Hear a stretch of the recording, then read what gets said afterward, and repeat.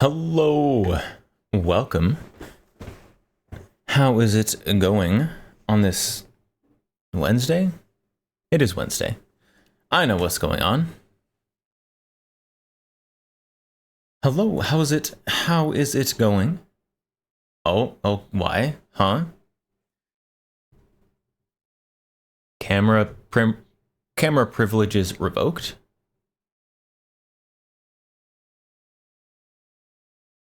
It's always upside down.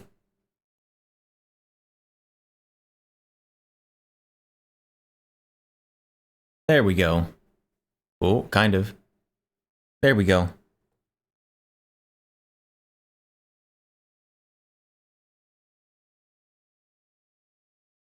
Full Metal Alchemist. Is that what this is from? Oh, chat. I've never seen Full Metal Alchemist.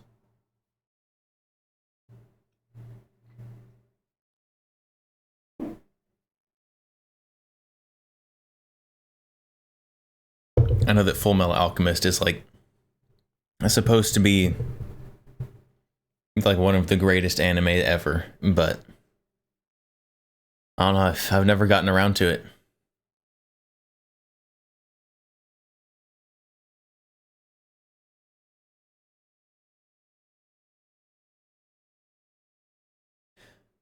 I need to say hi to everybody though. Majestic Potato first, welcome.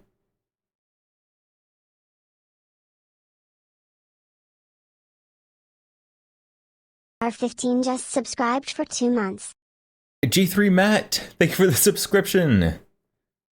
Welcome. Thank you very much. Derez, hello. Ferocious, hello. Decalico. Yeah, we got Decalico out. Usually when the Calico is out, I'm gonna be honest, it's because I put some other guns out and it felt like it was too empty, so I just kind of put the Calico on there.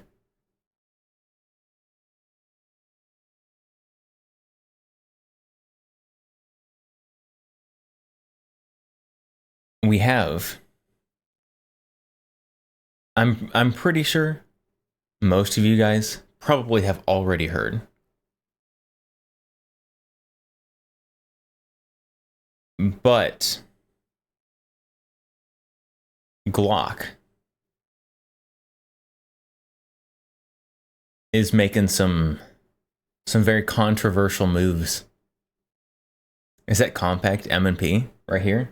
Yeah, this is the compact M&P 40. So not just the M&P, this is the 40. It's the only 40 I own. But we had to bring it out because Glock is discontinuing all of their 40s.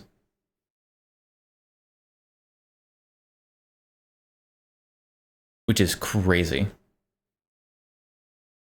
Because even though 40 is a rapidly dying cartridge,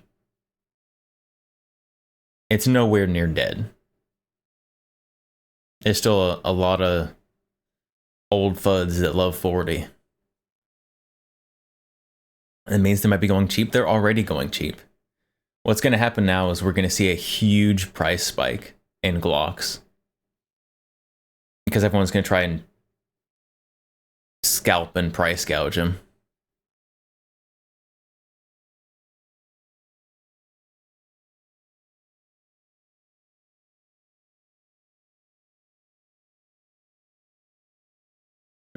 IMO, it's because everything is expensive to produce.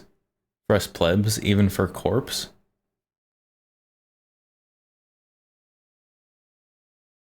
I mean, so Glock discontinuing a bunch of models is like understandable. Like discontinuing a bunch of them that they're discontinuing, like I understand. But this is like a significant amount of their product line. Like over 50% easily of their like whole product line. It's a lot. So Glock released this. I was going to say this statement, but it's literally one sentence.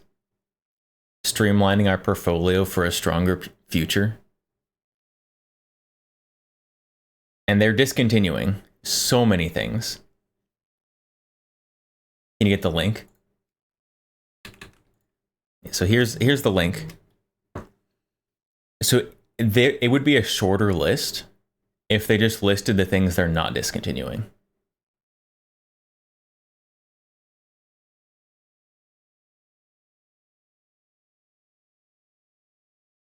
So they're discontinuing all the Glock 17s.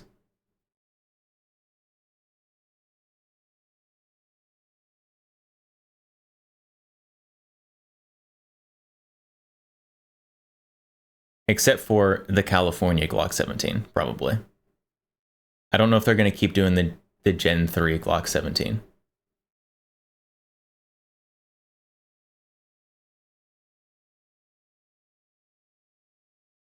Which, like, is easily the worst Glock 17.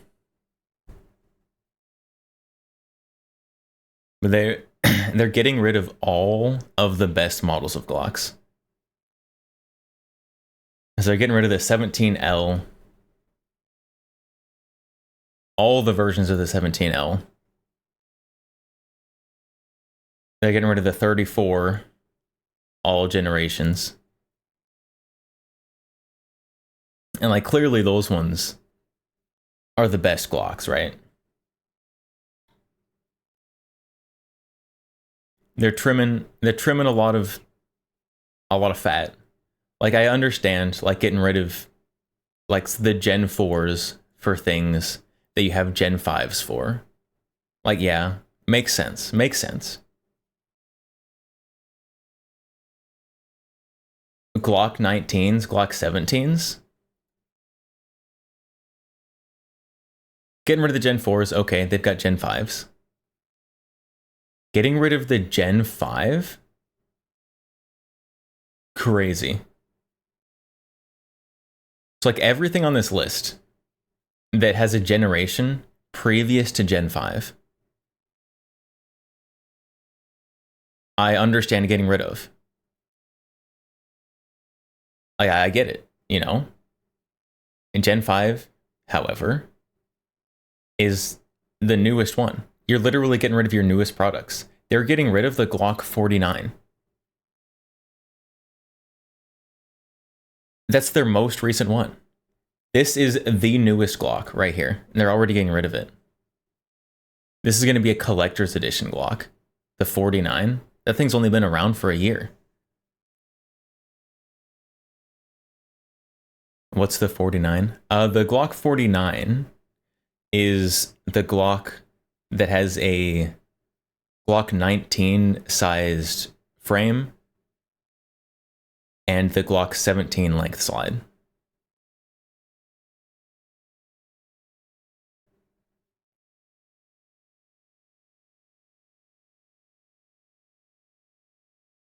Just a hunch? Oh, wait.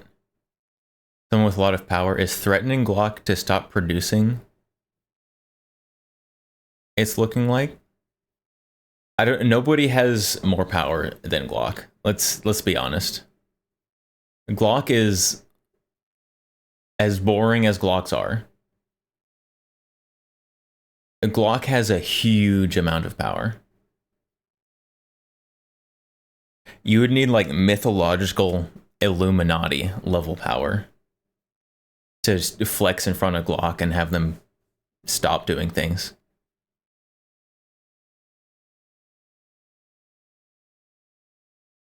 The deep state. The deep state. I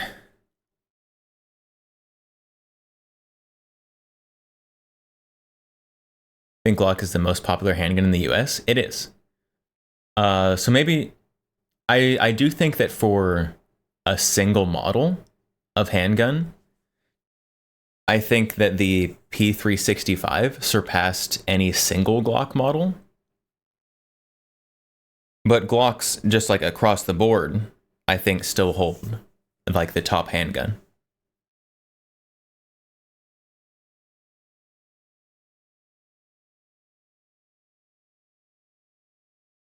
I think last year, like number one was the P365, and then like two and three were the Glock 19 and the 43, and then the 19X was in the top. Like, like there were a bunch of Glocks in the top.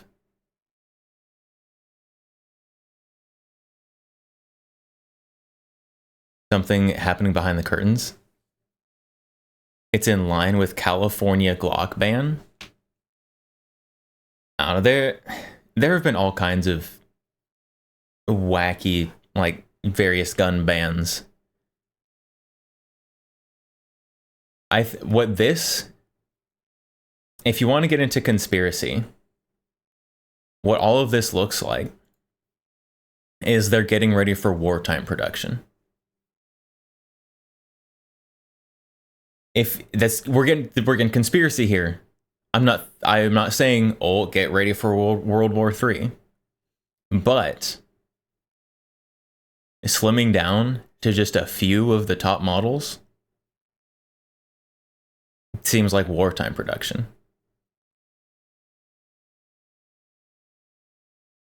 I don't think World War III is going to happen. Hopefully. I sure hope World War III isn't going to happen.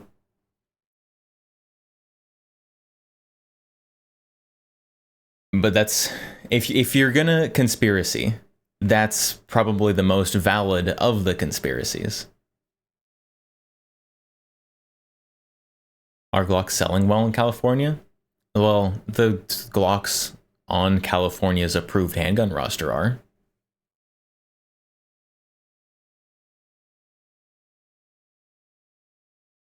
Could be another reason. When's the Glock statement coming out? This is it. That's the Glock statement. Single sentence. This single sentence statement. Streamlining our portfolio for a stronger future.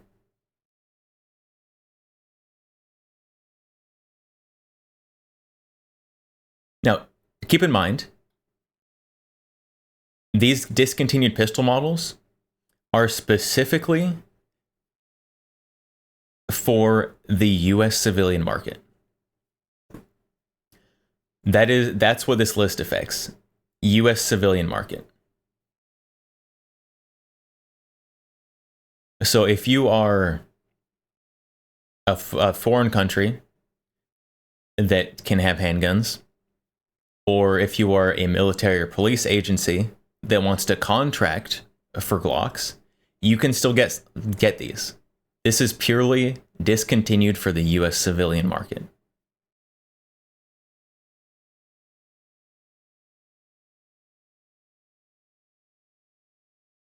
And I think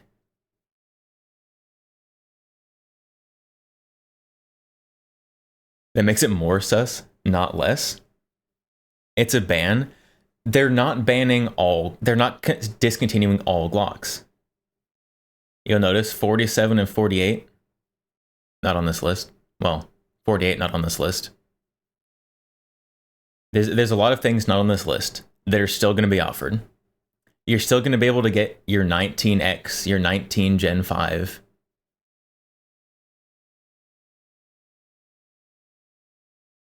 In line with what these guns, almost all of these guns were banned in California anyways.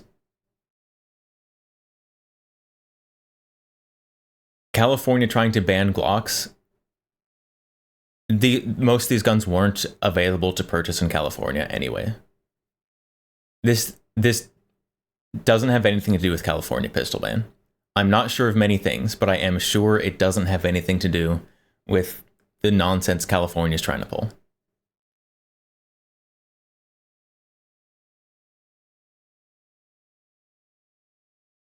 I do think, however, that it may have to do with increased tariffs.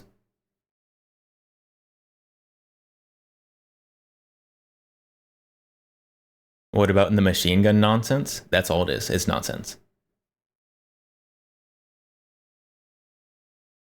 The tariffs, though, affect Glock significantly because a lot of Glocks are made both in the United States and Austria. And a lot of the tariffs not only affect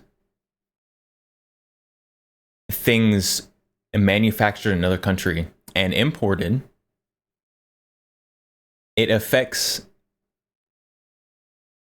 US manufacturing or US business that is owned by foreign companies.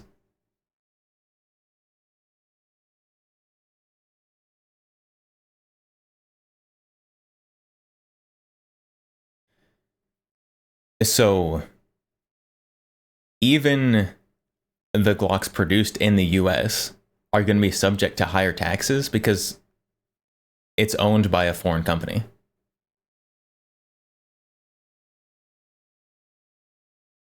Glock USA is in Georgia.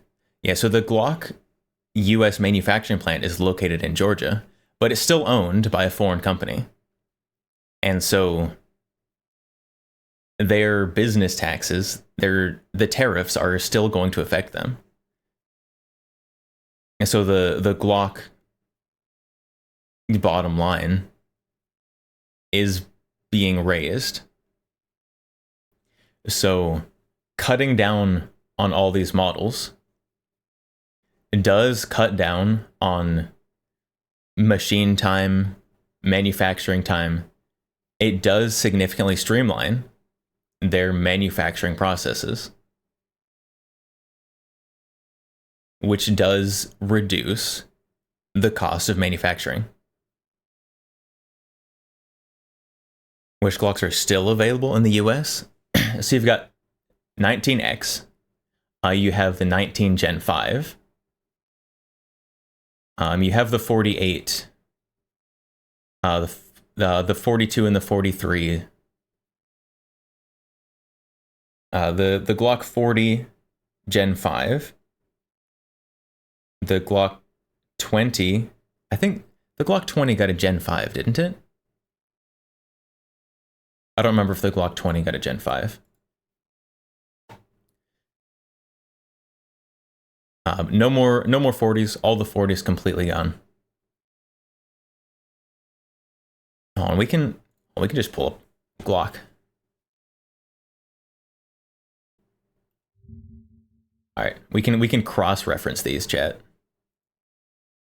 So the Glock 17s all dropped. Glock 19 Gen 3, 4 dropped. The Glock 19 Gen 5 will be available in both optics and not optics ready. The 19X will also stay available.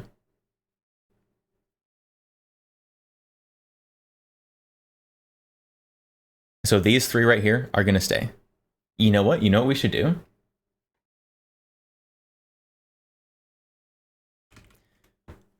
We're going to make a list.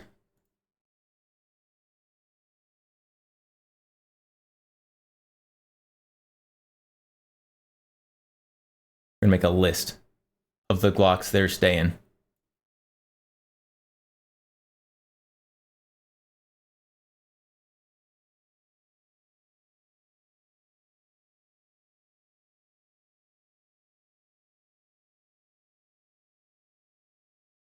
A list would be perfect. All right, so we've got the Glock 19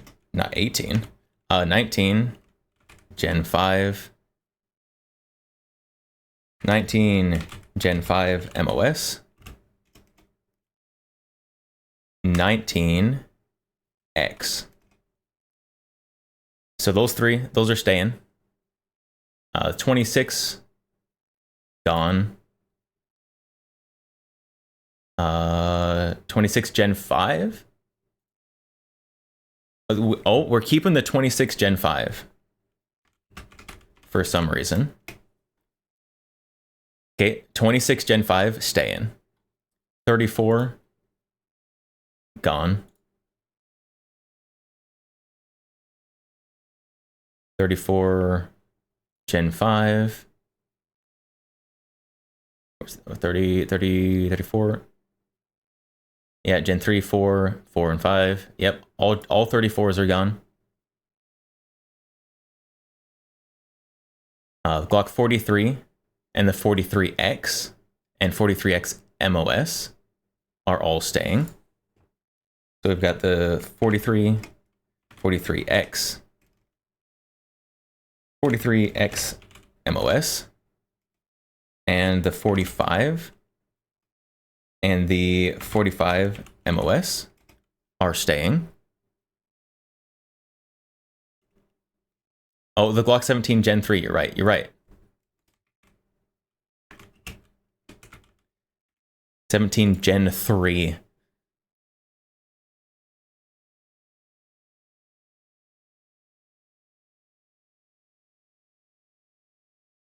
All right, the 48.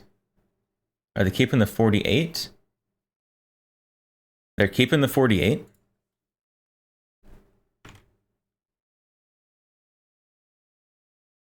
And they're keeping the 47 and 48. They're keeping 47 and 48. And the 48 MOS.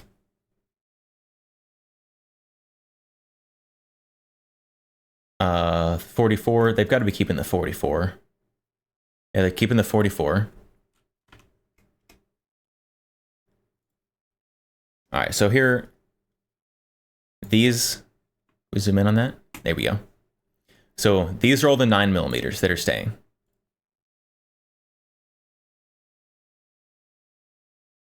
Austrians and Germans like to make lists. Well, I am a bit of German descent. So these are all the 9. All the 9s that are staying.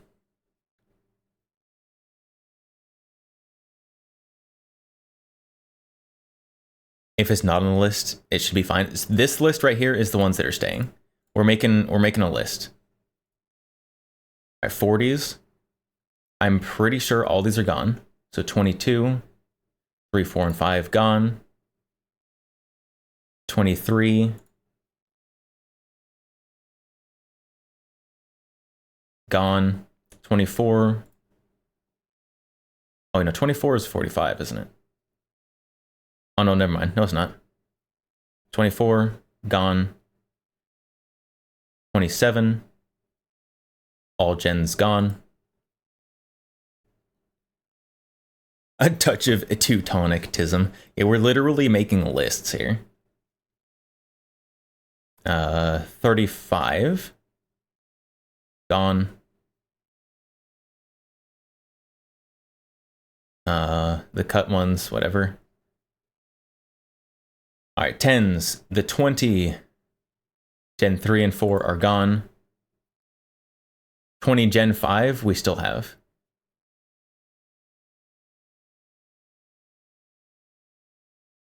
So 20 Gen 5 MOS we keep. 29 gone. 29 SF gone. 40 MOS gone.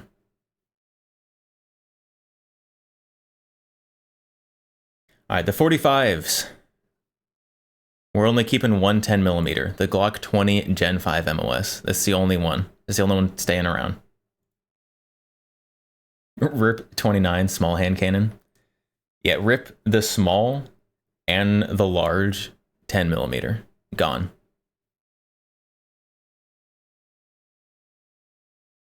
45s. F's in the chat. F's in the chat. Oh, it's over. All right, so the 45s.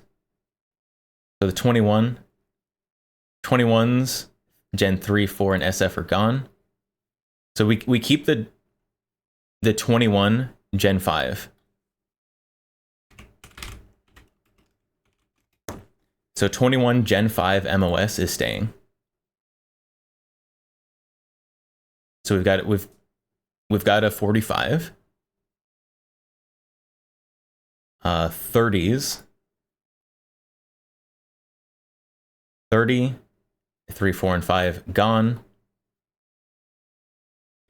This one was new too. They just did Gen 5. It's gone already.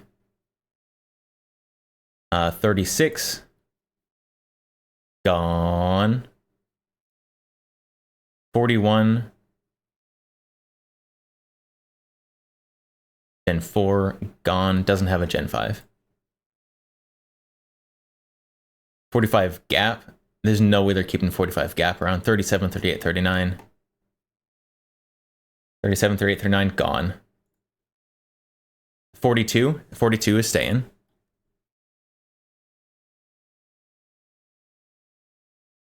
357, no way these are staying. 31, 32, 33.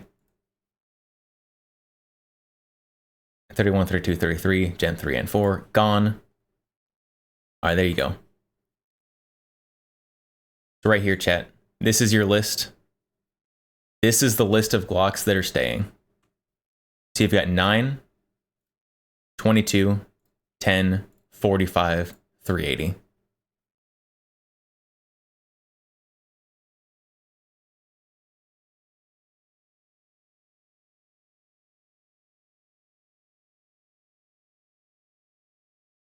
No 10.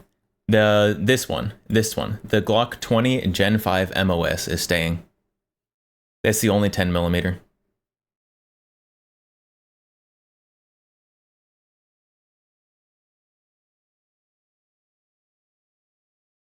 Kind of makes sense. Most people either want just basic Glock, or they build tricked out custom non-Glock. I mean, yeah. So, I mean, the only Glock I have is the custom Glock. I don't know if you can call mine tricked out, but it's not a Glock brand. I guess it is kind of tricked out. It's got a replacement trigger, threaded barrel. I really wanted that one. I'm gonna be honest. The Gen 5 17L. I wanted that one.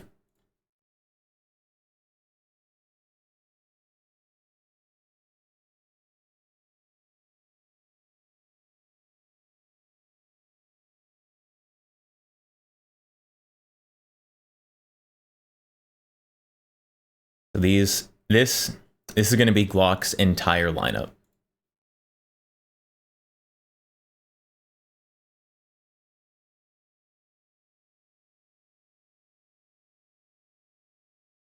OEM Glock is nice because it has famous squeaky spring noise. You also have the Glock warranty. You know what doesn't have warranty? That.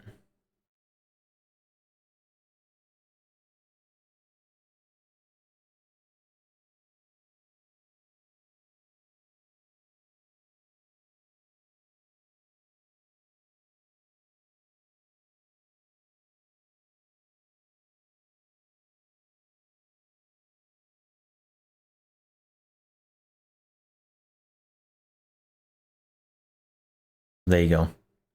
This list, I feel like looks longer than the list actually is. Because the 19 Gen 5, I mean, you just got MOS and not MOS.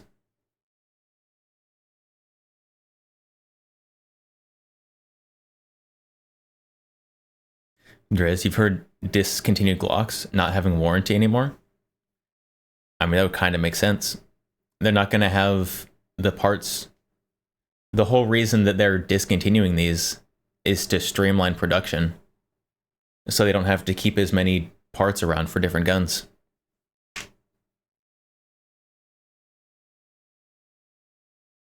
G3 Matt, your buddy from Austria wants to buy a Glock after you taught him to shoot it. I mean, Glocks are like the gun. Like I feel like if you went like took a poll, like asked everyone what their first handgun was, a vast majority of it would be Glock.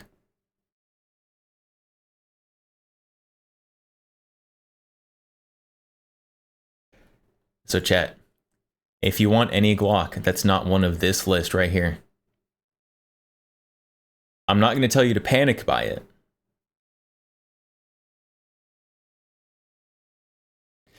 But, well,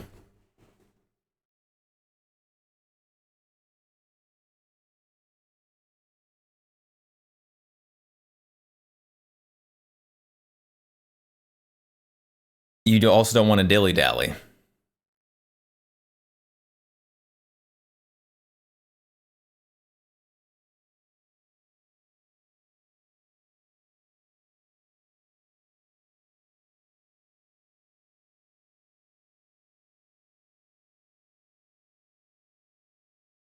Discontinuing Glocks going up in investments. Yeah, there definitely are probably already scalpers. I would in fact be surprised if there weren't.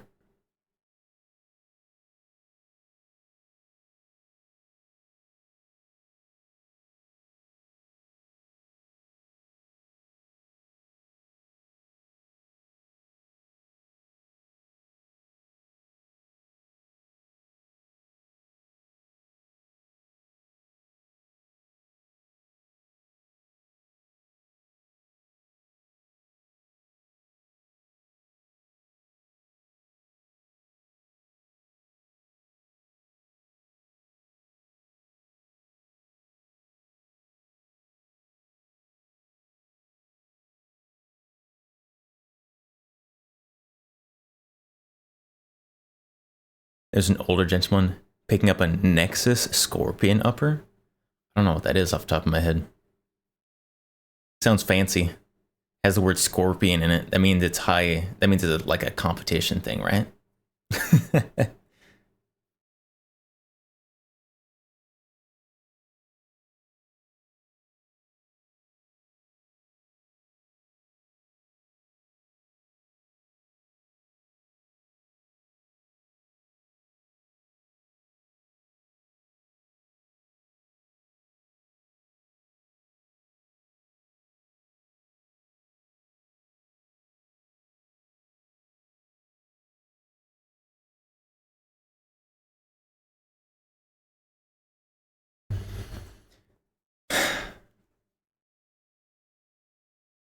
Yeah, so any 357 SIGs, 45 gap, or 40s, all gone.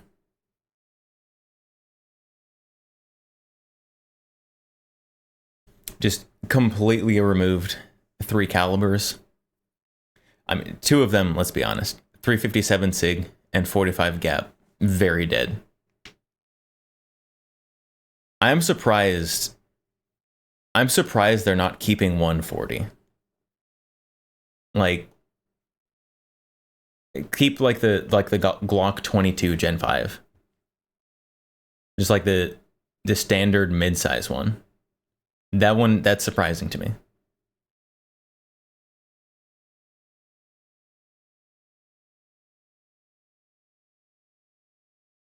G3 Matt, you figured Gap was a joke? I mean, yeah. Yes. That's why no one bought it.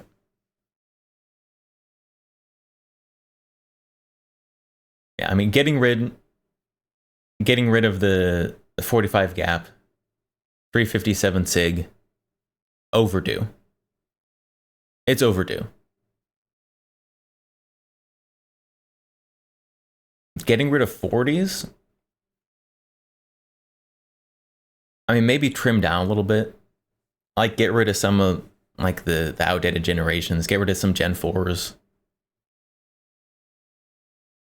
Like, get rid of all of them though.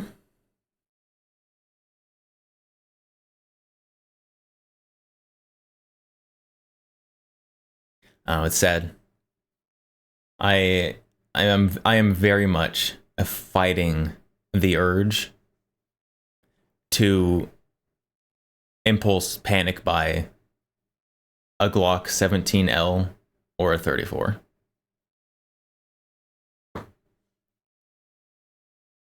Because those are the two Glocks I have any interest in, particularly the 17L. Farewell 357 Sig, hardly knew you. New 357 Sig better than 45 Gap though. Now they're collector's items. Get your collector's 357 Sigs.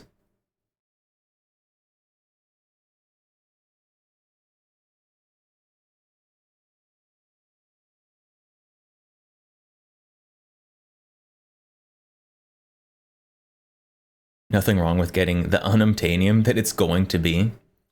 Yeah, but it doesn't really fit the budget right now. Yeah. I've got money that needs to be spent on other things currently.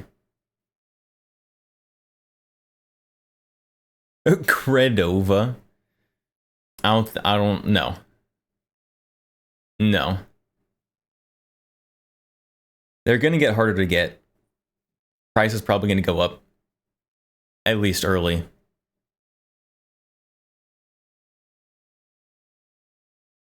But they're not gonna be entirely unobtainium. Like they're discontinuing them. But there's so many Glocks out there. Just the sheer volume of Glocks out there. Unless you're getting something that like they literally just released, like a Gen 5 of. Hold on, which one was it? This, yeah, unless you're looking for like this one, that's been only been out for like a few months. This one's probably going to get pretty rare.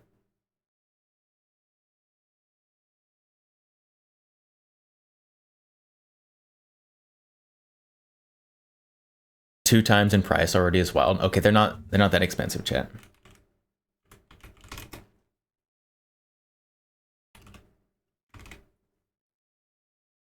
You can still get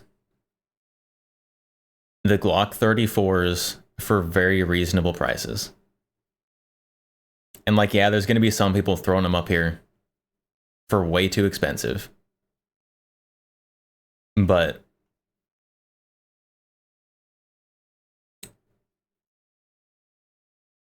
they're not, just because there's a few scalpers out there does not mean that the price is instantly hiked.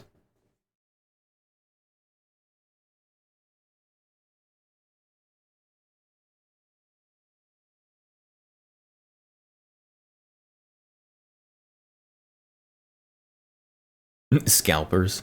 Yeah. I don't know, chat. I might have to sell a gun. Get myself a 17L before the price goes up too much though. Can I drop the bolts on? I don't have a Kuna. Ferocious, I don't have a Kuna yet. I might be able to if I had one.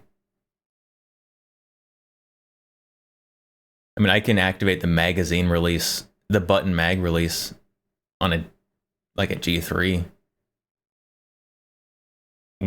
So I probably could reach it.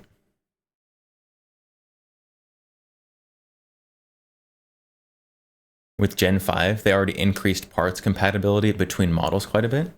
Guess it wasn't enough. Yeah. So like it would make sense to me to cut out everything on here that was like Gen 3 or Gen 4.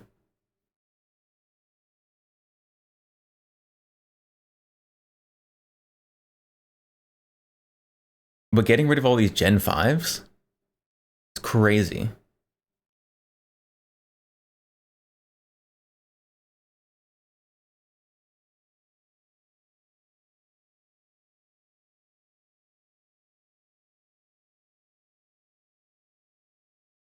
I don't know, I guess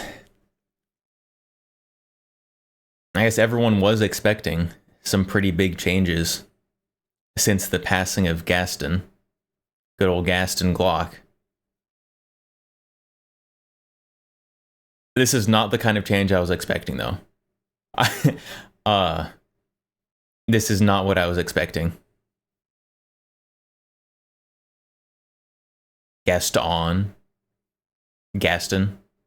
Gaston Glock. Definitely slim. Yeah. Who will sell horse jizz? They're not discontinuing that. Don't worry, chat. Don't worry. Glock can still be your go-to source for horse baby batter.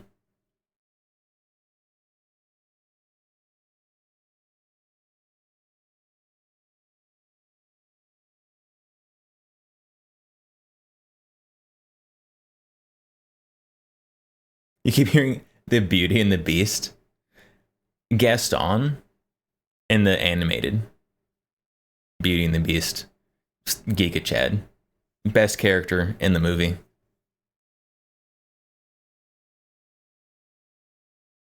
Hopefully that money is put into good R&D. I think a lot of the money is going to be going into paying the tariffs. Because Glock is going to be heavily impacted by the tariffs.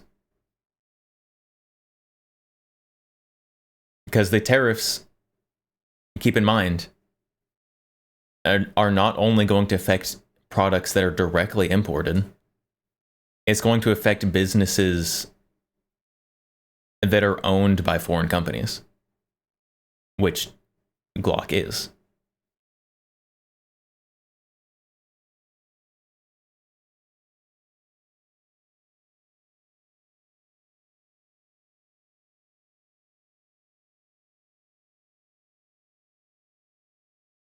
This is only the discontinued pistol models list. That model will be a different list. Do we need to check the Glock Performance Center website?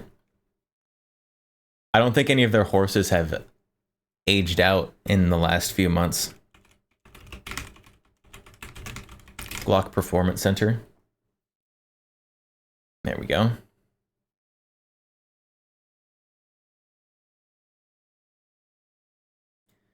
Yeah.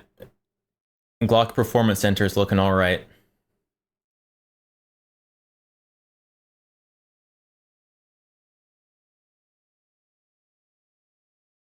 Look at their catalog. Yeah, they still got Dream Boy, Energy, Johnson, London, Picasso. However you pronounce that one, and Toto. So it looks like Glock Performance Center is doing all right, chat.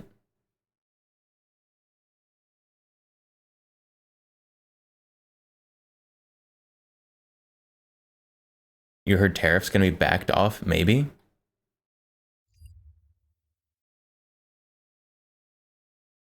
I mean, the tariffs got set to a 10% across the board and extra for China. And while I hope that that extra 10% on the top of everything goes away, it would be surprising.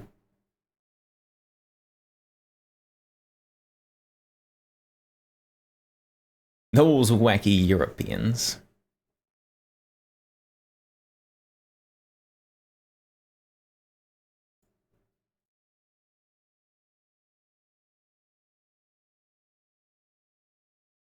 Let's see, so how many Glocks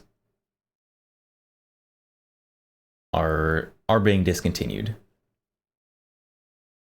We got 1, 2, 3, 4, 5, 6, 7, 8, 9, 10, 11, 12, 13, 14, 15, 16, 17, 18, 19, 20, 21, 22, 23, 24, 25, 26, 27, 28, 29, 30, 31, 32, 33, 34, 35, 36, 37, 38, 39, 40, 41, 42, 43, 44, 45, 46, 47, 48, 49, 50, 51, 52, 53, 54, 55.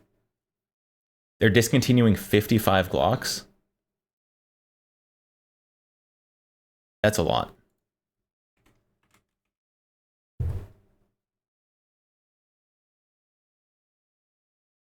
They're okay, hold on. They're discontinuing 55, keeping 1, 2, 3, 4, 5, 6, 7, 8, 9, 10, 11, 12, 13, 14, 15, 16, 17.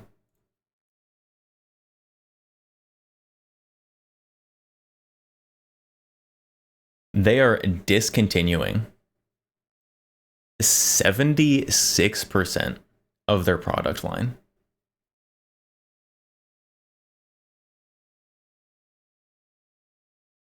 '19 Gen 3 still alive?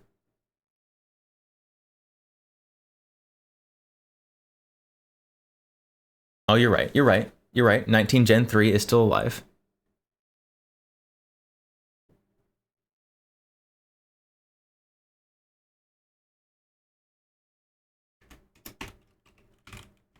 '19 Gen 3. We missed one.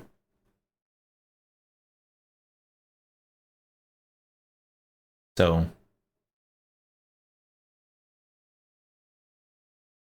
now they're only getting rid of 75% of their product line.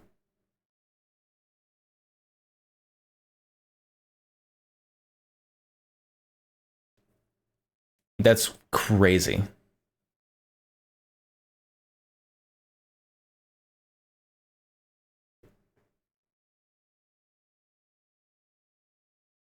I They may have happened before. I have never heard of a company cutting out 75% of their product line. Like, when the official statement comes out, this is the official statement. Discontinued pistols, streamlining our portfolio for a better future. That's the whole statement. They literally have a title, a single sentence, and then a big list. That's all they released. Not good enough.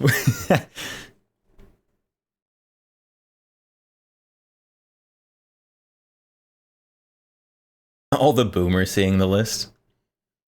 Yeah, all the boomers losing all their 40s, losing all but 145, all but one 10 millimeter.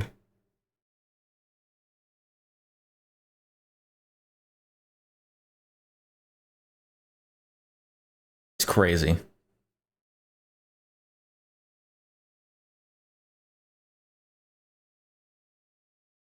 Although, I feel like most boomers aren't going to be super into Glocks in the first place. 9mm got very popular.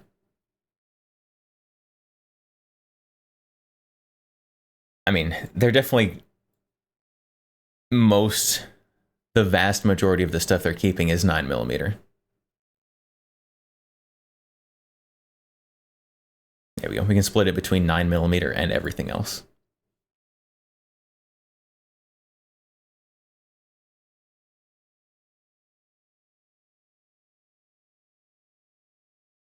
In boomer times, 45 was the keeper. Yeah, I mean, 9 has been... I don't know if 9 is still growing in popularity, because 9 is easily, and by a wide margin, the most popular currently. But 9 got popular, for sure. It is no longer like the 90s or early 2000s. 9mm is king. At least the Glock 40. The Glock. The Glock. The Glock. The Glock 40.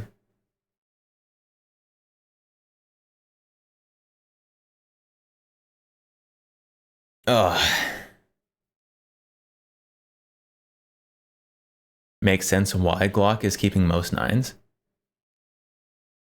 Yeah, but they're getting rid of the coolest one. They're getting rid of...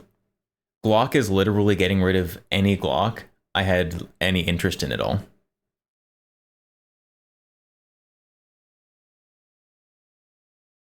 The 17L, the 34, and maybe the Glock 40, but that one's pretty far behind the other ones.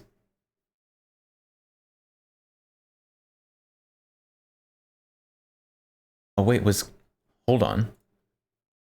Was Glock keeping? Oh, what was the number? Oh, what's the like mid-size 380 Glock?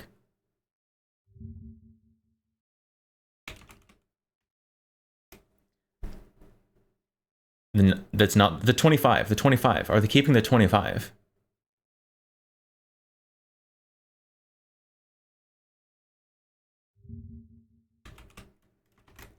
Are they really keeping the 25?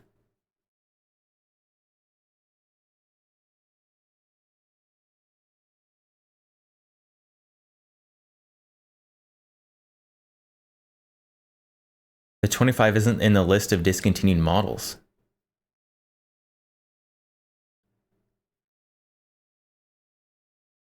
They might be keeping the Glock 25 for some reason.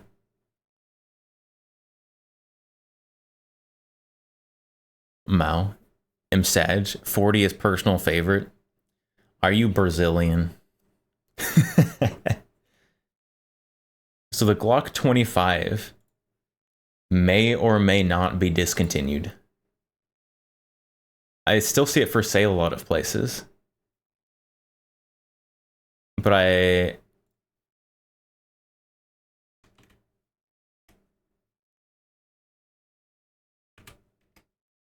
can't find it on their website.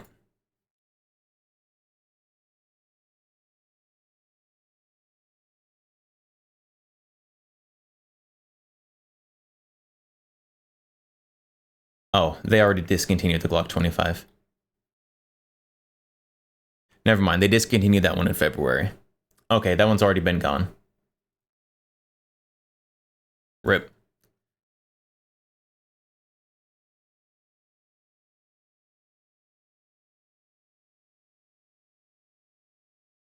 Filipino? Oh, okay. Yeah, the 40, 40 is not still popular. Most places in the world.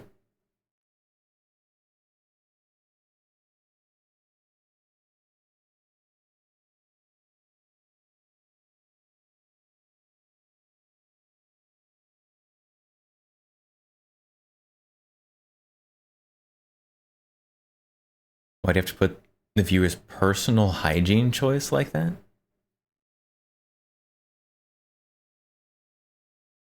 What? What? Have a good personal hygiene, chat.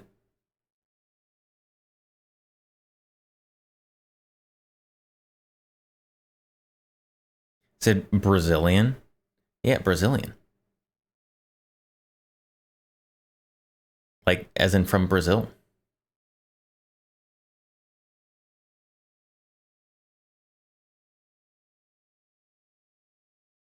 Let's be honest, chat. Most 40 consumers are in Brazil. Or they're boomers. Boomer fuds.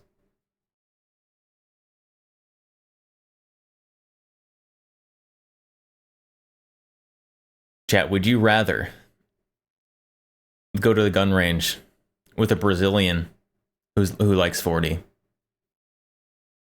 Or a boomer fud who likes 40?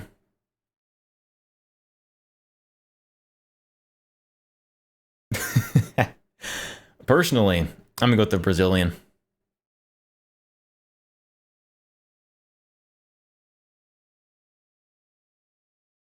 Who can shoot the best? Well, it's a toss up. The Brazilian can teach you how to double jump. Brazilians can double jump? I didn't know Brazilians can double jump. Is that like is that a skill you can learn, or is it like in their DNA? Soccer skills? Oh, definitely in the DNA then. I need a Brazilian wife so that my kids can double jump, chat. I think that's how that works.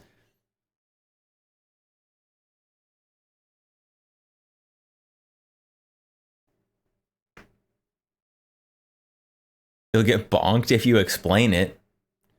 Well, now I'm more curious.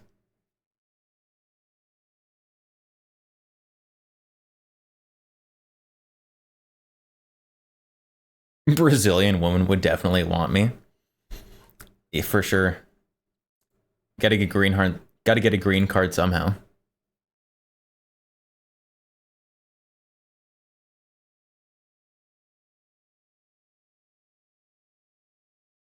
Do a flip, but double jump.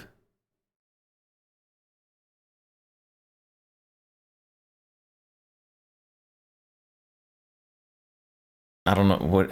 I don't know what. Do a flip. I must know do a flip from a very different context. I'm terminally online watching VTubers. Remember.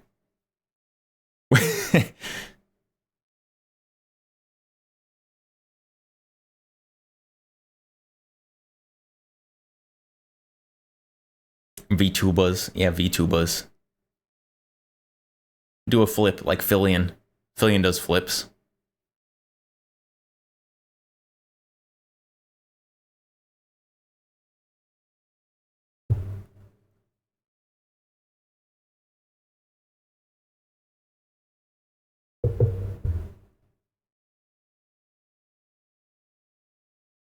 Doing a flip isn't like a barrel roll.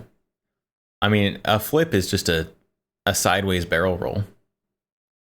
Maybe a barrel roll is a sideways flip.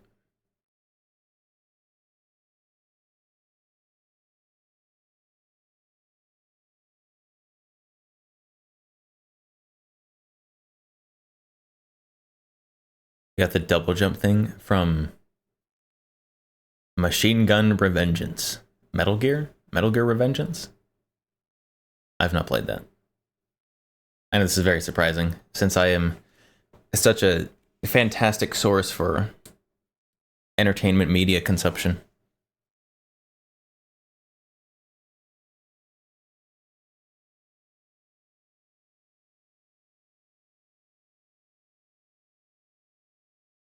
Is the game set in Brazil? And there's actually a lot of games that have at least parts in Brazil, actually.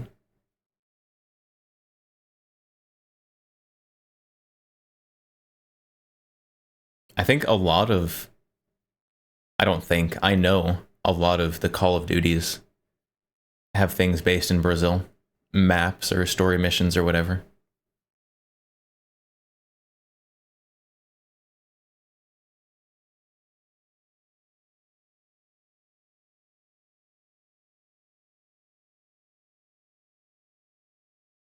The favelas, yeah, favelas. Favelas are very popular for first person shooter games. I guess third person as well, just in general shooter games. It's a very unique environment. Luna, hello, welcome. It has been quite a while.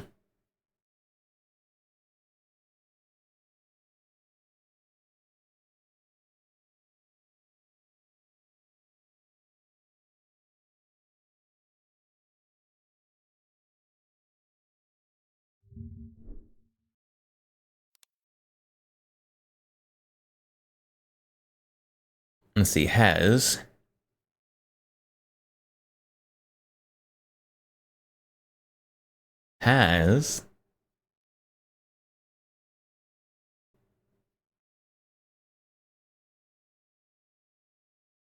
you're surrounded by 5 snakes.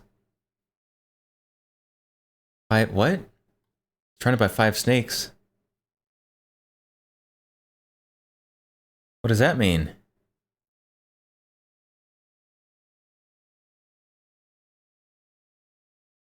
It sounds like an innuendo. Definitely an innuendo, for sure.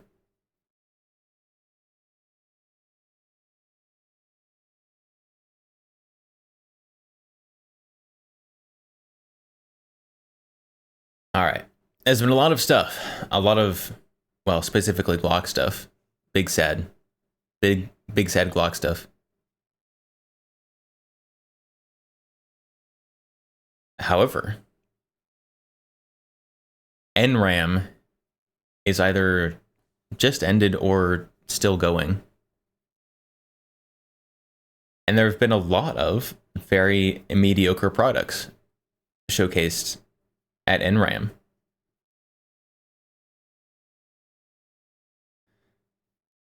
So chat, look at all this stuff.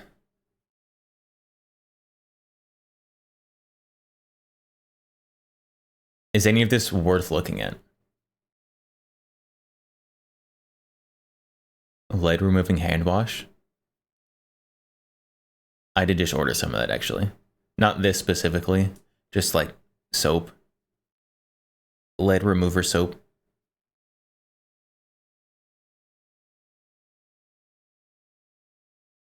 $25 Creedmoor. You want to see the 25 Creedmoor ammo? We can watch that one.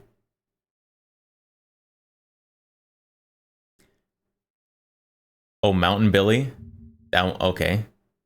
A little baby AR. Lights. Rossi Mare's Leg. A new budget Benelli. New thermal scope. New SIG Chinese optic. New SIG P320.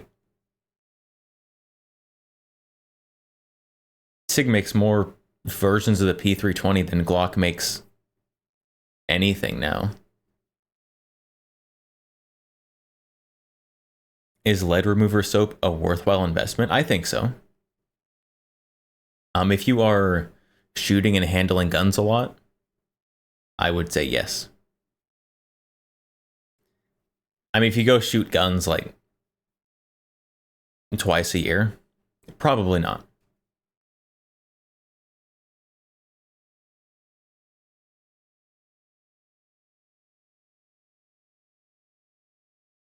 But lead is not great for a lot of exposure.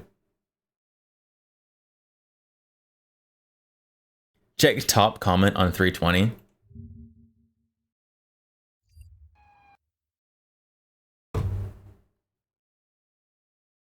Check cop comment. A SIG P320, the first duty pistol with shake awake technology. It shoots even when it's off duty. Standard could take up, good break. That's what 320s are known for. Good pun. That's not what 320s. Oh, 320s aren't known for breaking anymore? I thought they were. I thought that was like the thing.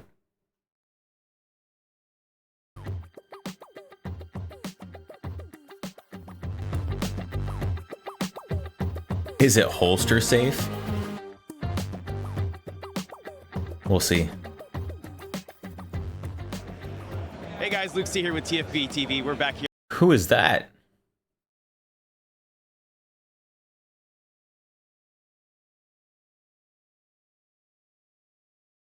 I don't know who is this guy? NRAM in Atlanta, Georgia, in 2025, and I'm here with the man, the myth, and That's the not legend, someone I'm used to Mr. seeing Phil Schrader. on TFB videos. How are you doing, Phil? It's good to see you. So good it's to see you. We hugged earlier. We did. So it was off camera, but it was a good hug. Skinny Brandon Herrera with a big nose. That's after the credits. So we're gonna. Is this Jewish Brandon Herrera? Is that what you're saying? But right now, we want to talk about a new version of the P320. Yes. So this is, I've got it in my hand. You But before we wasn't talk gonna about the say gun, it. This is actually the launching platform for a program that we've been kind of trying to get working up for like 2 years now. Okay. And it's a SIG off-duty program. And Off-duty basically what it program. is it's an opportunity for us to show our support for law enforcement, first responders, military. If you're active or retired in any of those fields, we actually have a special discount, a special price list for certain guns on that program. And That's kinda this is cool. what we actually use to launch that program. This is the actual, it's called the MOD, or the Max Off Duty. And basically what Max did is he put all of the competition Wait. This texture on the grips is just like the grip tape stickers.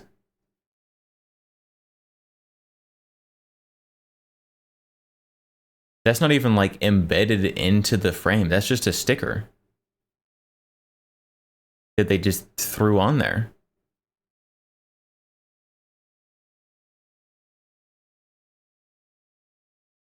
Okay, Sig. Flares on a pistol, but he wanted to make it more off-duty, more carryable, and still have all the attributes that he loves and what makes him shoot the way he shoots. Right. And more carryable.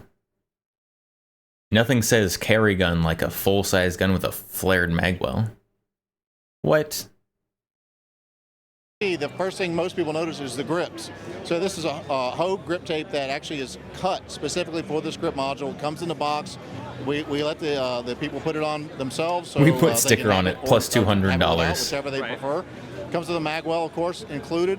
And we actually partnered with Springer Precision to have a mag button that Max likes to use. It's an extended mag button. This is actually what he uses in competition, but it also helps get this is a scam right here, chat. A little easier, not having to turn the gun in your hand. Right. It comes standard with a Romeo X enclosed optic, so you don't have to worry about mud or dirt or anything getting into your. It looks like it still has the polymer frame too. This doesn't even look like the steel frame version. I could be wrong. Reticle, X-ray 3 day-night sights that co-witness because this is super low deck height, and the slide is very reminiscent of. If it's a steel frame, he'll definitely talk about it because you have to. It's like a requirement. The 320 Max, the awesome serrations on the front, the back is kind of a Legion professional sticker installation. Doesn't come cheap, also, apparently. It's a 3.9-inch barrel, and it has the what we love, the integrated slide comp. So the slide is actually the compensator, and it's basically you don't have to worry about timing a comp. Right. It's similar to what we have weight out of the end of the barrel, or porting a barrel, anything like that. Exactly. In fact, it's good that you brought up the weight because this is not a TXT grip module. We actually made it a polymer grip module to make it easier to carry, lighter.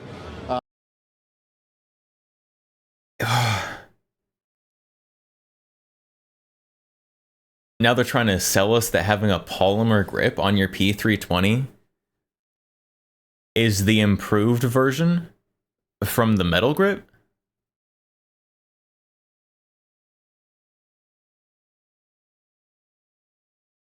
No. What?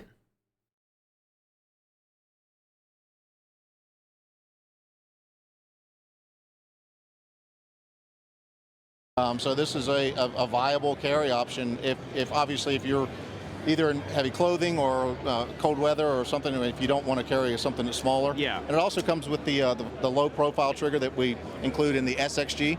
So it's a much thinner trigger, but the trigger pull's the same as a 320 standard. Good take up, good break, what 320s are known for. And that's 320s are known for break. This is the gun that's kind of kicking off this program. And if you're a retired law enforcement or retired military or first responder or active duty, this gun will be offered to you at a price cheaper than anyone else can get it. So, can you tell us about how much of a discount it is roughly? I honestly I don't know. I know that Max has mentioned it online. 15% off during his presentation. 15% off MSRP, by the way. Oh, so you're just going to be getting it like street value, except instead of supporting whatever business you're buying from, all the money's going to SIG. Presentations, but it's below. I can't say it's below MAP because it's not, but it's a. I don't know the discount percentage, to be honest. 15% is not a lot. By the time this goes live, wait, is this going to be live in like an hour? Not an hour, maybe a day. A day. We'll know by a day. We'll know by a day. That guy standing behind me probably flashing on the screen right now. Where is it going to be up here? We'll put it up. I don't know how that works because people always point to those things on screen in YouTube videos. It's going to be somewhere outside of this general area. This poor editor. That's what we're going to do. Hey, that sounds good to me. He's the boss, right? No. So with the off-duty program, we're starting with the P320 MOD. Yep. Are we going to see like P365 next? Yeah, and some rifles maybe. I think you will. I think as this program gains popularity, we'll probably start putting different spins on some of the guns that we already offer. I mean, obviously there are 365s on the off-duty list. Do you mean putting spins on them like replacing the nicer parts for cheaper ones? Because that seems like what they've done here. They took their competition gun, except took away the metal frame, put on the polymer frame, and put stickers on it. Now maybe I'm being a little overly cynical, but that's what it seems like to me.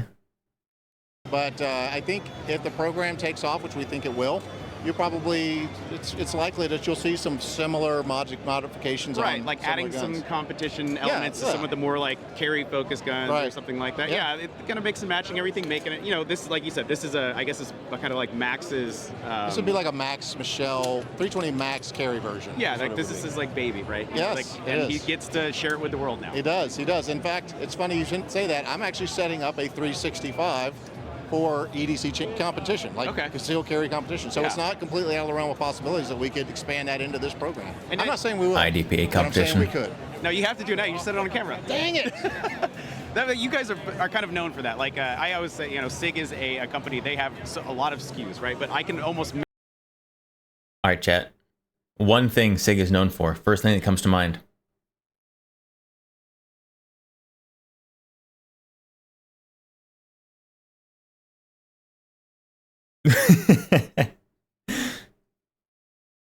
Falling explosions. Whatever. Make anything I want. Yes. By going. Whatever it is. Holsters. Is how high on the list of what you think of for SIG is that they offer things that you want.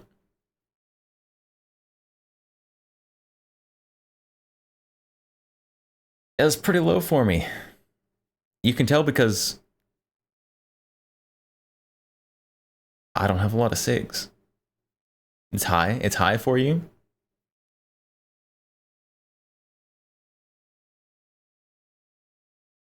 Oh, maybe.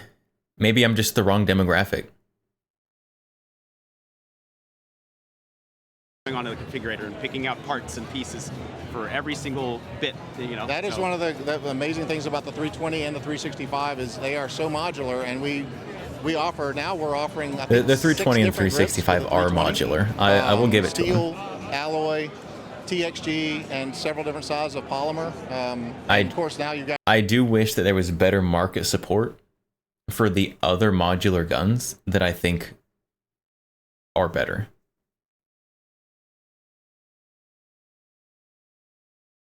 VTubers are kind of a niche customer base. I mean, I guess, yeah, you're not wrong. Got grip panels, you know, when you do your AXG and your SXG, you've got grip panel accessories. You could do aftermarket brass grips or G10, or you can literally customize the gun however you like. There's, brass grips?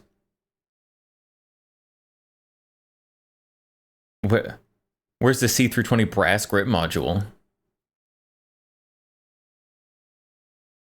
I've not seen that. Where's that? Yeah. And, you know, that's one of the things that makes this platform awesome. It's the better Burger King of guns. Have it your way. I might be interested in a SIG with a brass grip module. I don't know. Maybe that's it might be trademarked. Yeah, I'm maybe, not sure. Yeah, maybe Burger King might call it. That sounds super vibey. So the off-duty program is announced now, right? Yes. That's in effect. We made it official today. Handgun is also official today. Official today. When? How much is it going to be for just regular off-the-shelf? I think for the gun, I think for you, I think it's $13.99 for the gun, the optic, 3 mags, and everything. In fact, if you feel like it, we might be able to work Standard out a SIG deal price. right over there at the SEC because we're actually selling. Can we bonk the FUD already? We're actually selling which FUD? Lights. Which FUD are we bonking? We make it. We're selling it. And obviously, your Foxtrots and all that. And we're drop shipping it to the FFLs. Obviously, I mean we're not just guns aren't walking out the door, but you know we're actually now we have a retail space. The SEC is basically got a satellite office here for the weekend. The So SIG For salesman. those of you who don't know, You the can SEC feel free. is the SIG Feel free to Experience bonk Center the SIG in salesman. New Hampshire, where Yes. their headquarters is, and it's actually a really cool facility. Like It is. We've gotten to see it. It's basically like the world's fanciest indoor gun range. I think you should probably come out and do like a whole expose. Yeah, we can do a tour of the facility. Let us know if you guys want to see that. That's awesome. Bill, thank you so much great seeing you, for buddy. showing us of course, the new off-duty program, and of course the P320 MOD. Stay tuned for more from SIG, and also more from NRAM 2025 here at TFB TV and TFB TV Showtime.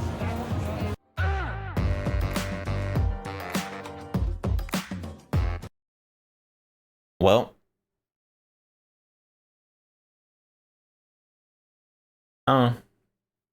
if I was retired law enforcement or military,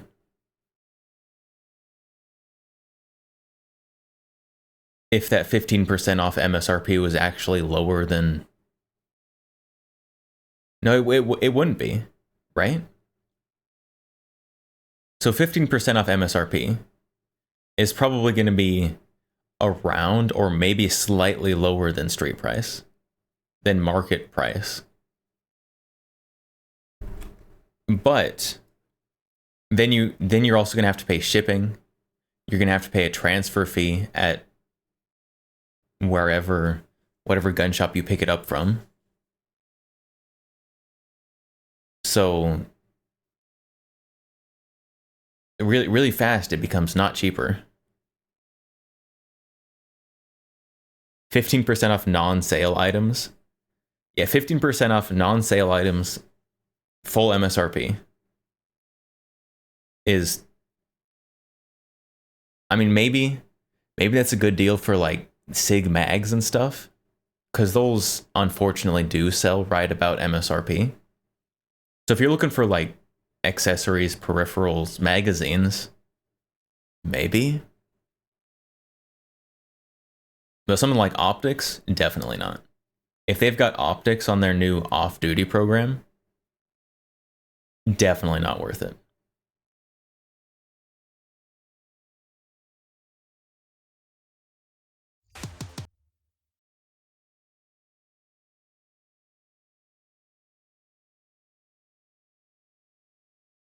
All right.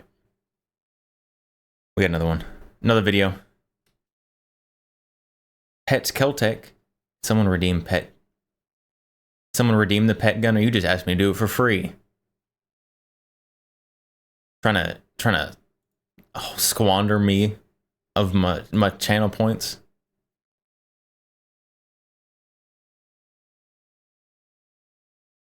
Oh wait. The redeems might not be on. Hold on. Hold.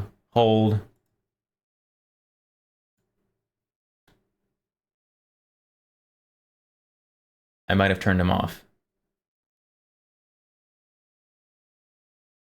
Because we were doing Voop chat.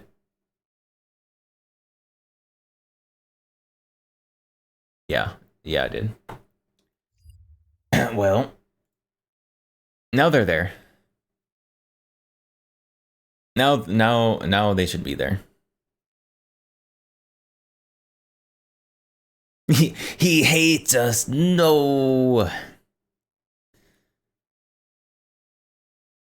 I forgot what I was doing last stream.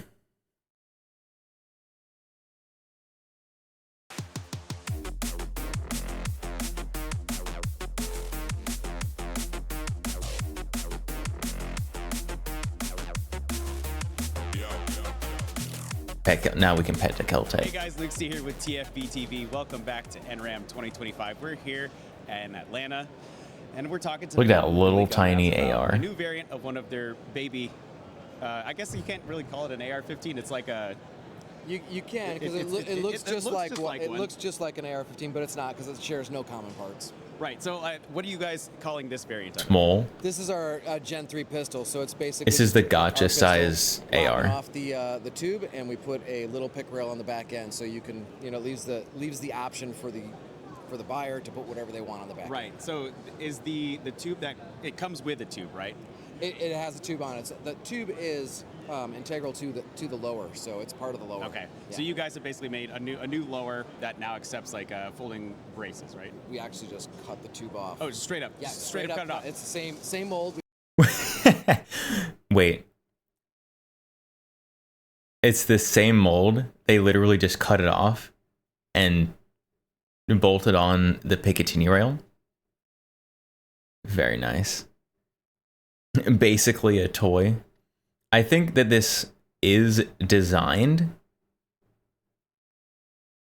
like originally. Obviously, this is the Gen 3. I think this was originally designed as like a safe, like kind of teaching, like instruction gun, so you can like go and like teach your kids how to shoot safely and responsibly. So you've got something that's smaller, easy, and safer for a child to handle than like a full-size rifle. Like, yeah, baby's first carbine right here. You can see right here it does have this. This is a locking safety. It's like you use a key and you lock it in safe. So it's got child safety features. We just cut the tube off and we actually bolt this little rail on the back end. Well, is that easier from a manufacturing standpoint than trying to are these injection molded or? They're injection molded, and so of course the molds are really expensive. So it's a lot easier, more practical for us just to cut it off and bolt it on. And I know you guys probably like recycle that material and it gets used in the next lower. We're totally green. We used to recycle it. Yeah. Dirtiest gun Hey, on the recycling. planet, Let's go. on the planet, dirtiest cartridge cleanest on the planet. manufacturing as possible. So, right, exactly. Let's talk a bit about some possibilities here. Like if you can... Video seems very quiet. Turn it up. Theorize with me for a second. Who is this specific variant for? Because like we have the rifle variant, right? This is a great training rifle. This is a great training. This is very good backpack. Very good survival. Yeah, the folding brace is really cool. Yeah. See if I get this JMac to work here. Yeah, we've had issues with this JMac. There we go. There we go. We got it. It's got a secret, but I mean, it's a user error. That's what the silencer on. It's about a 7. This brace, it looks way too oversized for this micro-sized AR. Not cocaine plastic like Keltec. It's recycled. We don't know if it's cocaine plastic. We just know it's recycled. 7.5-inch barrel with the silencer on it. It's super small. Okay, and your guys' magazines, you guys have these, the magazines are for sale now, and those are 10-rounders? 10-round magazines are now for sale, yep, absolutely. It's shipping with a 10-round magazine and a single-round magazine. Okay, and how much both of the mags cost? Single round magazine.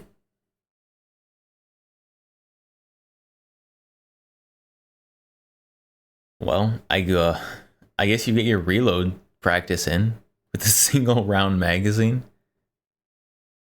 Oh my goodness. Well, they come with it. The 10-round magazine's about $18.99 or something. $18? Yeah, okay. $18, $20. Cool. So new pistol variant, great for kind of those SBR vibes. I guess you could technically SBR this if you wanted to, right? Because absolutely. You just slap on a folding stock or submit your paperwork first, and then once it gets approved by yes, sir, the king or whoever approves that shit, then you can have a really cool, cute. I would call it cute. It's a cute SBR. But how much does this variant cost? They're struggling with when can we buy it? JMac brace. This variant with the pick rail on the back will be available maybe about 2 weeks from now. About 2 weeks from now? Yeah. And I'm gonna give you another hard question because I just asked you the most difficult question. Absolutely. Where is the freaking AK version of this? Because you teased it a couple years the ago. AK. And it's vaporware. Where did Tiny it go? AK. I understand. We are currently shooting the prototype right now. It's working really well. Okay. Proof of concept is good. We're just you guys are still make it a reliable product because you don't want to put out garbage. That's correct. I can respect that. So, and especially coming from a rimfire guy, it's already pretty unreliable. Why are they making a child-sized AK? Like, child soldiers already use the regular AK. Like, what's the market here?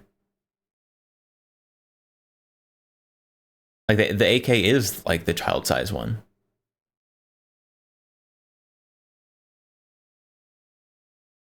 ammo to begin with, and you got Yeah, sometimes you got to tune guns just to get them to run. So When you I'm think glad about you guys it- are doing the work for me, so I don't have to. Yeah, when you think about like 22 long rifle, I think it's Child somebody told me soldiers it was need a training grain rifle. is 10%. So you're Really? off a grain. That's a huge variant for that little bullet. Gotcha, So custom you don't have order. to be off very far for it to be like a short stroke or more pressure. Get a custom serial number for gotcha.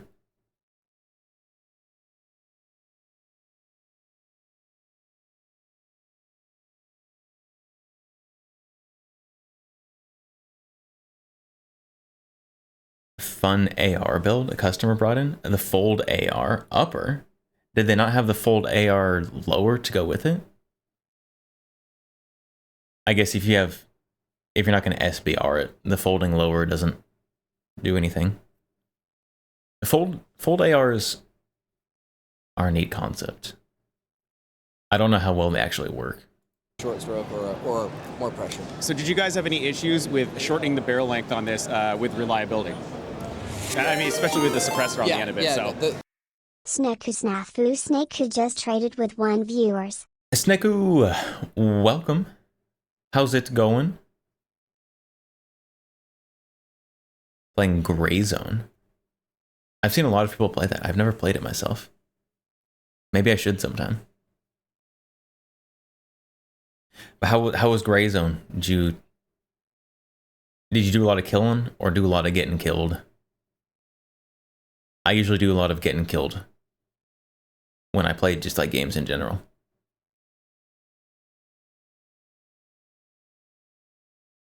Either way it worked. They're cycling fine.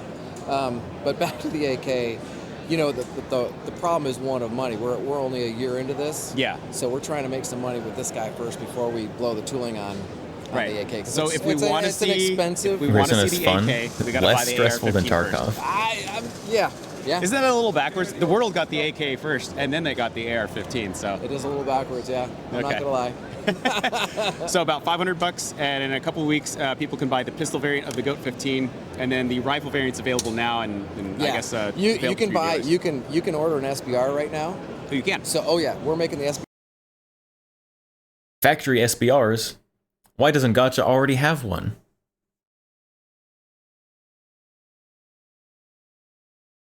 Chat, who's gonna get the factory SBR child rifle?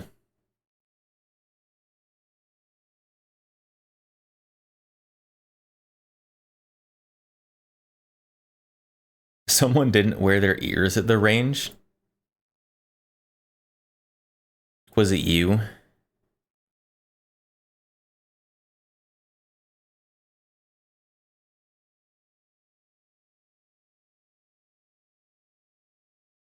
What makes this AR special from other ARs? It's small. It's small. Oh, where's... Like, look at this guy holding it. It's literally just, like, scaled down. So it's an AR in 22. But a lot of 22 ARs are still in, like, regular AR-sized packages. This one is like if you took an AR and you, like, put it in Microsoft Paint and you just shrunk it. Rifle variant's available now, and I guess you available can to buy viewers. you can order an SBR right now. Oh, you can. So we're making the SBR variant and we're making a pistol with the tube on it. But this particular Gen 3 pistol Okay. will be available in about 2 weeks. Right Made on. for Well, midgets. Thank you for showing us the new Made variant of it. for I'm excited for it to small- come out. And guys, stay tuned for more from TFB small TV people. and TFB. They advertise it as being like a really good backpack gun, like a lightweight backpack / hiking gun.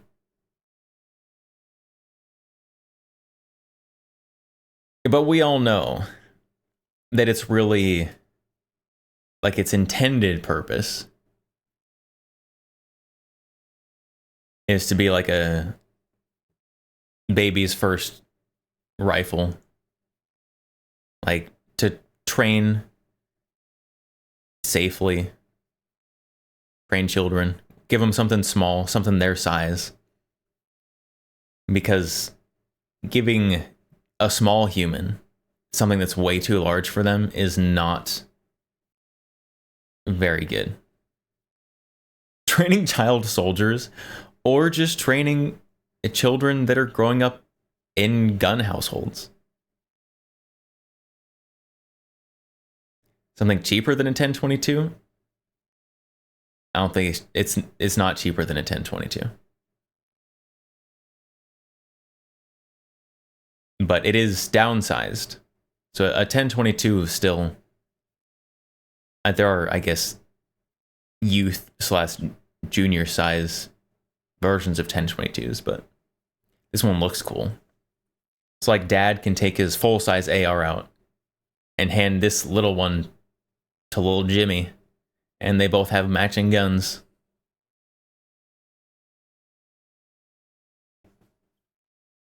The kids yearn for war. The kids yearn for the mines.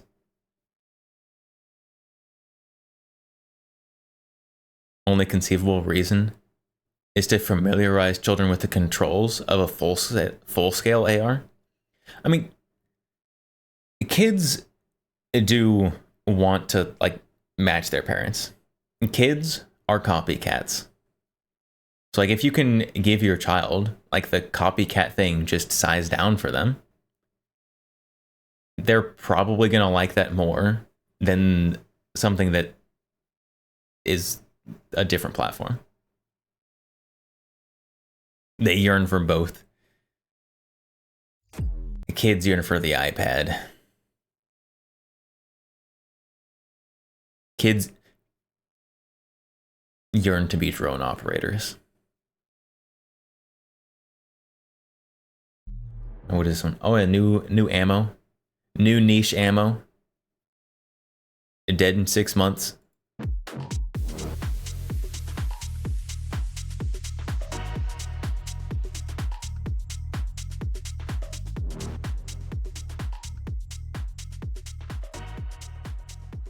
Hey guys, Luke C here with TFB TV Showtime. We're out here in Atlanta, Georgia at NRAM 2025. I'm here with Seth at the Hornady Manufacturing booth, and today we're talking about a brand new cartridge they bought. Oh, look at this guy's mustache. This guy definitely fight you in a bar with that mustache. Market, the new 25 Creedmoor. Yeah, that's right. The 25 Creedmoor, a 25 cal for 2025, so pretty timely announcement. And the 25 Creedmoor is really the advancement of the legacy of the 6.5 Creedmoor. Okay. A lot of the design attributes, the modern methodology on case and cartridge layout to maximize ballistic potential. That's what the 25 cal does the best. This is the first SAMI accepted cartridge in 25 caliber that was purpose built with the correct twist rate to handle these really long, sleek bullets that everybody loves to shoot for PRS. Right, so let's talk about that real quick. PRS, Precision Rifle Series, that's very long, like almost extreme long range shooting, like 6, 7, 800, 1,000 yards. 19.5% more power, These modern apparently. bullets have very good ballistic coefficients, meaning they can slip through the air very easily. So what's changed since like 6.5 Creedmoor's been around for a while now? It has, yeah. It's a very good cartridge. I call it modern 308 because So 25 Creedmoor. I need a reloader to load one of these 25 Creedmoor with 25 ACP. The bullets. That's what we need. He'd also fight on your side at the bar with that stash. Depends on whether you bought him a drink. it's better than 308. Yeah, you don't have to whisper it. We're proud.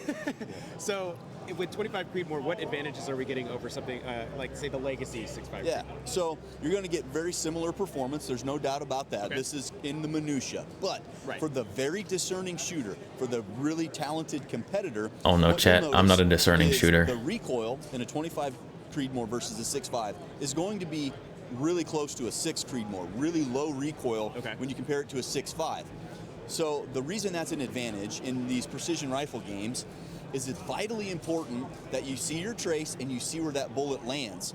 And if you're on an unstable prop and you make a shot and you don't handle the recoil well and you don't see where your bullet landed, you don't know where to correct. And so the lower recoil when compared that does to make sense for a competition. important, and it's noticeable. And then the other advantage you're going to get is the 6.5 Creedmoor is awesome. And the 147 grain ELD match or our 153 grain ATIP they're great in the wind. They're really big, heavy bullets with high BC.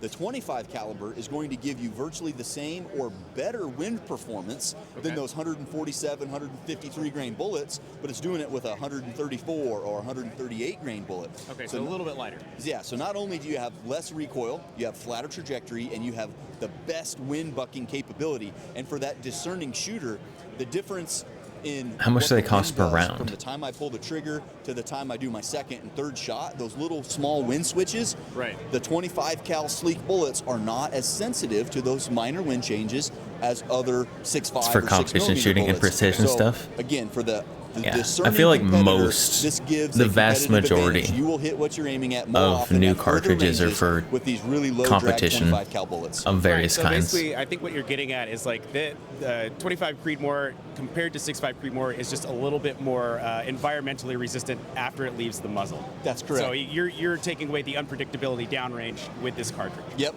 It's one of those that the 6.5 is great, the 6mm is great, the 25 is just turning it to 11. It's just all those small refinements that really matter when you go to a national PRS match. The difference between first, second, third, and fourth place might be one impact. Yeah. And if this can help you pick up one impact, then as a competitor, you're going to take that advantage. So would you really say like 6.5 Creedmoor is still for, say, the modern hunter, and the 25 Creedmoor is really for the PRS shooter? Yeah, you can't go wrong with either. That's one of the beautiful things about being in the era that we're in as a shooter. You can't make a wrong choice. The 6.5 Creedmoor is an Can't make a wrong choice. I think there's wrong choices out there. I think probably like a 6.5 Swiss is not going to be ideal. Just a hunch. And always will be an awesome long-range cartridge, a good competition cartridge, a good hunting cartridge, and the 25 cal much the same. But again, for when you're really trying to handle every single detail that's in your control to ensure you hit what you're aiming at, the 25 is king.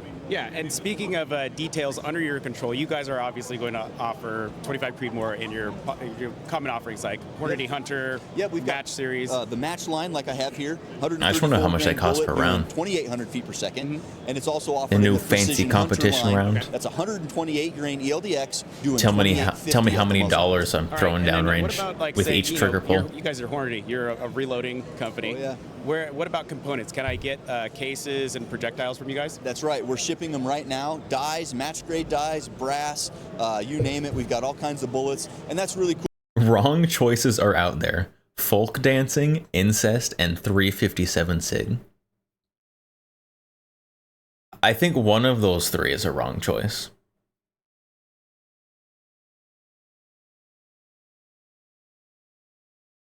I'll let you figure out which one. 2 bajillion Dora per box. Cool with 25 caliber is in the last couple of years, not just Hornady, but other companies like Berger and Sierra have released some really low drag 25 cal bullets that just weren't around for those legacy 25 cal offerings. Last question. This is a new cartridge, and it's kind of like an improvement on an old one. About how much can I expect to pay per round for it? There we go. That's the good question. So street price on this is going to be almost the exact same as 6.5 Creedmoor. So unfortunately, the cost of copper has gone through the roof since COVID happened, and there's a lot of copper in here. It's used to make brass for the cartridge case and the jacket of the bullet. So it's going to be about $2 a round. $2 a round. Okay, cool. And it's available. $2 a round.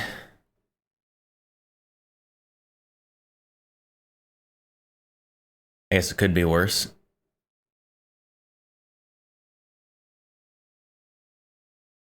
But I'm not looking for a $2 a round gun. Oh my goodness.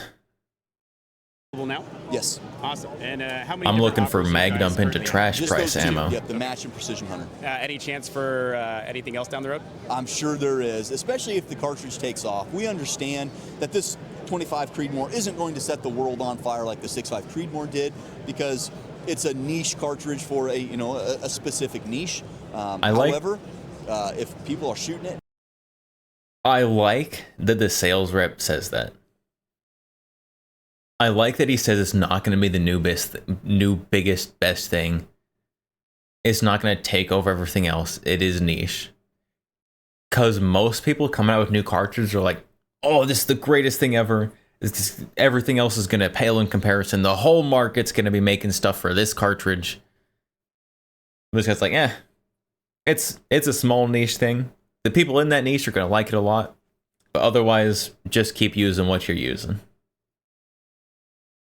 I like that. I like the honesty there. That's something you don't hear from a lot of salespeople. People are buying ammo. In a crazy scheme to make money, we will load more ammo and different varieties. So I guess right now you could just call it, it's a modern cartridge for the discerning marksman. That's right. Cool. Well, Seth, thank you so much for showing us the new 25 Creedmoor cartridge. And guys, stay tuned for more from TFB TV and TFB TV Showtime here at NRAM 2025. Okay. So I am not the discerning customer looking for a new precision round. But I'm gonna be honest, that interview made me like Hornady a little more. Because they were able to admit that this new cartridge isn't for literally everyone. Which is not what people making a new cartridge say.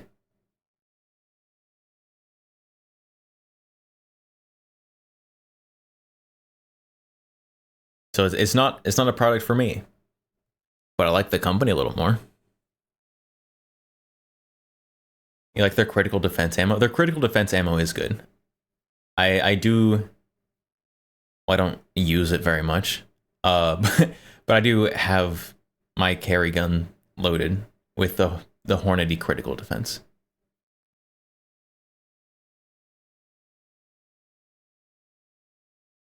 Cost $2,000 to fire this rifle for $200,000 to fire this rifle for 12 seconds. Was that a Vulcan cannon? What gun is that?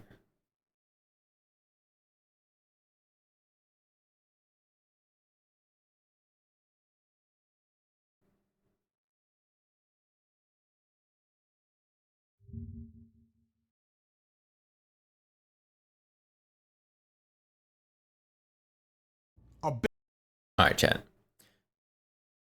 The Smith & Wesson. Probably good. This gun doesn't get very much love anymore. It got a lot of love at first. But now it just like sits in the corner. It's like the first wife in a Mormon family.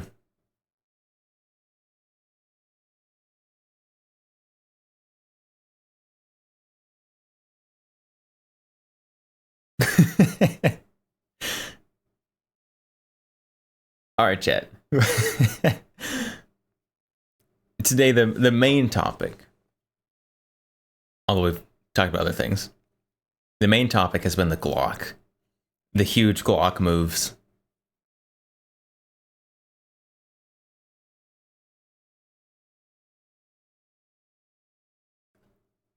There's not a lot of news about it yet. Not a lot of people covering it yet, since it happened like a couple days ago. But we do have Mr. Guns and Gadgets, the clickbait firearms newsman, has a video on it. So he's a little conspiracy theorist, a little clickbaity for me usually, but he also does sometimes have some pretty good information. A ban on Glock pistols. Yup. California just declared war on gun owners with AB 1127. Let's expose it. Guys, California is at it again. What? With AB 1127. Let's expose it. A ban on Glock pistols. Yup. California just declared war on gun owners. Oh, this is the Glock ban. Never mind, I don't care about the Glock ban. Never mind. I thought he was making a video on the Glock discontinuing. I don't care about the Glock ban. Never mind. I'm sure it's a good video. I'm sure it's at least a fine video.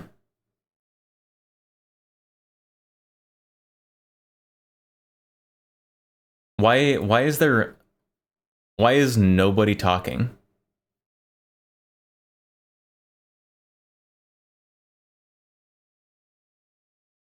Nobody's talking about the Glock discontinuing 75% of their product line. You thought Armed Scholar was the clickbait captain? I really appreciate the Armed Scholar videos. Like the first 30 seconds. All you have to watch of the Armed Scholar videos is like the first like 15 to 30 seconds. And you have all the information you need. But if you're looking for the breaking clickbait news, Armed Scholar has it.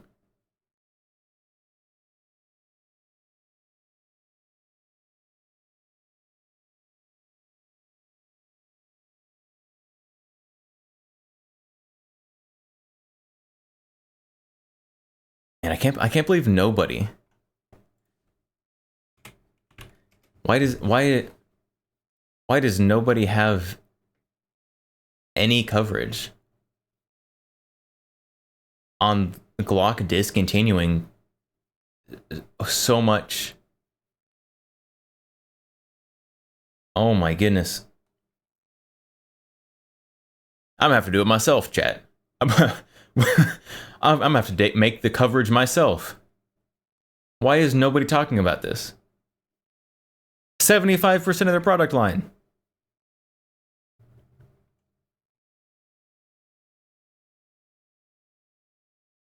It's the 75% of the product line that 95% of people don't care about, which is why they're being discontinued. Except, I mean, there is a lot. Let's be honest. There's a lot of stuff on here people don't care about. 45 gap, 357 sig, 40 to an extent, although the 40 market is still definitely existent. But they're getting rid of all of their kind of competition leaning products. So getting rid of 17L, 34. I don't remember what the model number is for the 40 and 45 versions of the long ones.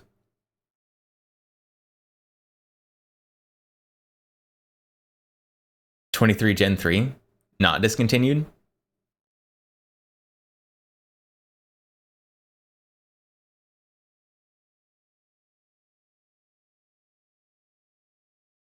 Is it not? Did I miss one? I don't even know what the 23 is, I'm gonna be honest. What's the Glock 23?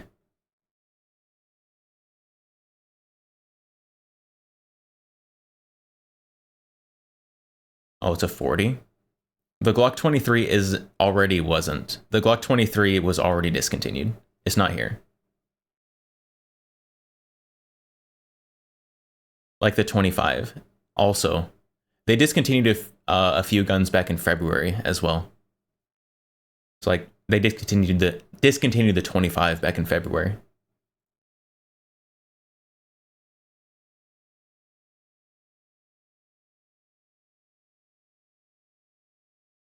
The 40 market is competing with their old police trade-ins. Can't compete with that. That is true. That's true.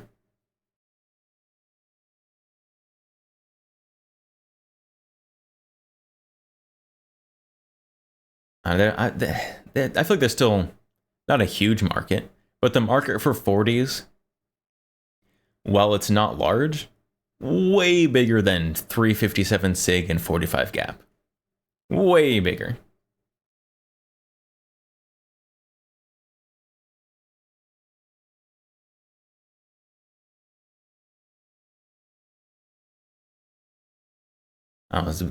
So their product lineup now, they are keeping 1, 2, 3, 4, 5, 6, 7, 8, 9, 10, 11, 12, 13, 14. They're keeping 14 9mm. They're getting rid of all of the Glock 17 except for the 17 Gen 3. I would guess that's because that one is still a top seller in California, and it's really hard to sell guns in California.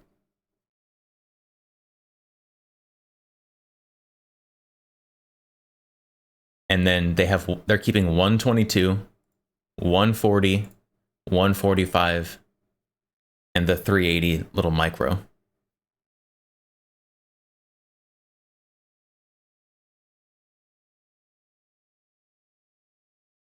That's all of them. That's all of them that they're keeping.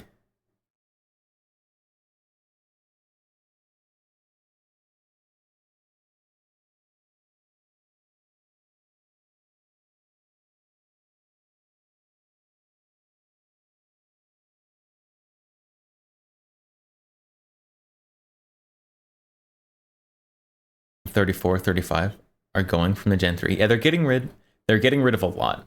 They are clearing house.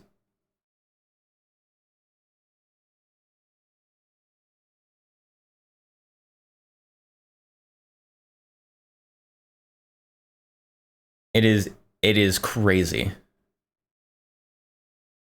And I'm gonna be honest, a lot, most of this probably needed. Most of this probably needs to be cleared out. So obviously, like 45 gap, 357 sig. Yeah, get it out of here. 45. I mean, you probably could trim down on the models, like get rid of some of the older generations and stuff. But things like the 36, they're not super popular, but there's still like FUDs who like the 36.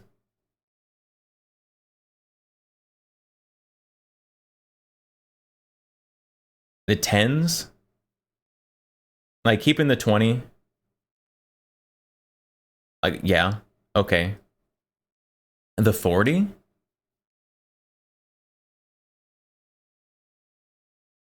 Why are we getting rid of the 40? The 40 I know for sure is still popular. The 40, people love the 40, particularly for like bear country. The 40 is like one of the go-to bear guns.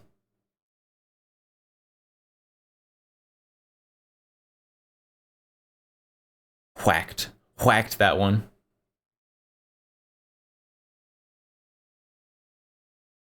The 40s, definitely 40 declining in popularity. You can thin this out quite a bit. I'm surprised they're not keeping like the 22 or just like one of the standard mid-sized ones. Just keep it around for, I don't know, like a couple more years maybe.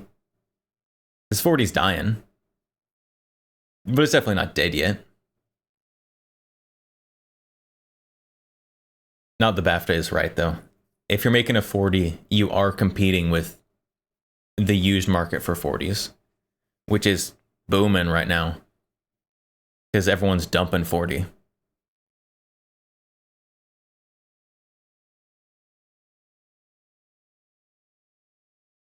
And the 9s, honestly,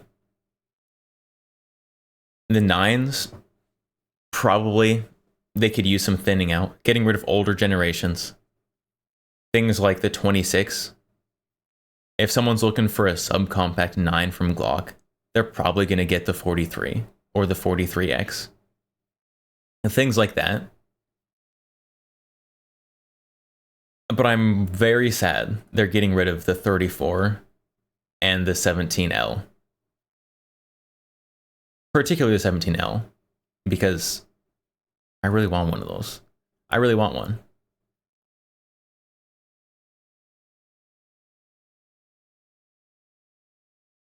I don't know, it's not, I'm gonna be honest, chat. The 17L is not in the budget right now. I might have to sell a gun to buy one of these. because the prices aren't going to go up immediately, but the prices, particularly on the ones of these that are still desirable, the 3417L, the 40, the prices are going to go up.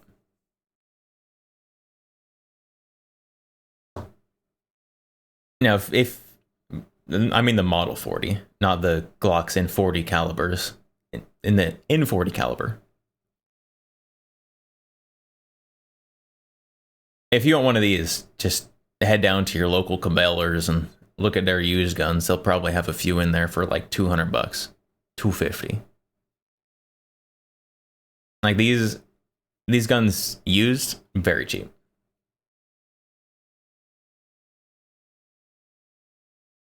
So most of the guns that they're discontinuing, I'm gonna be honest, I agree. A lot of these need to be discontinued.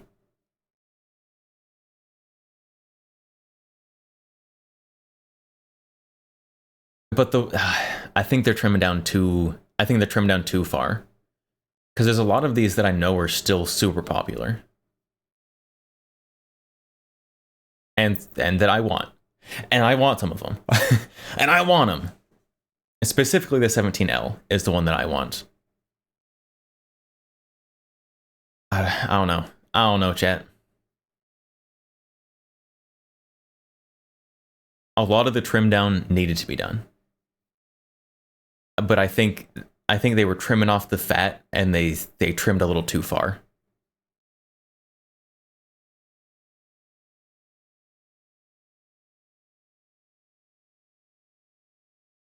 A 17L is good. Helsing Ultimate. If you're going Helsing, you need a really long 1911. I do really like long pistols though.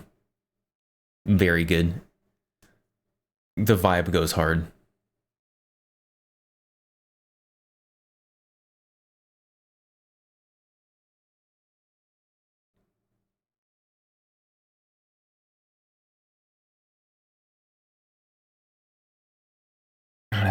If I sold a gun to buy the 17L, I don't know what it would be. Chat, I like all my guns. I guess I do. I do literally have piles, not exaggeration, piles of gun parts for projects that are either on pause for a really long time or completely abandoned. I could just sell those. I could probably get a pretty penny for some of them.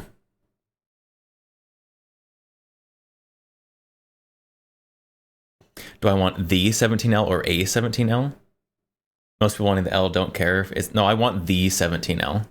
I already have the 17L. I already have a not 17L. 17L. I want the 17L.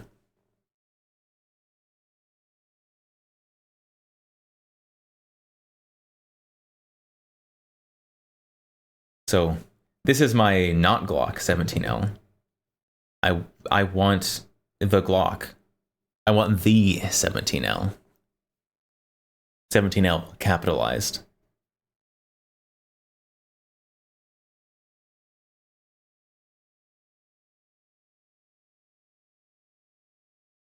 So usually, like obviously I wanted, well, this one was way cheaper than a 17L. So that's why I have it first, but I do want the actual 17L.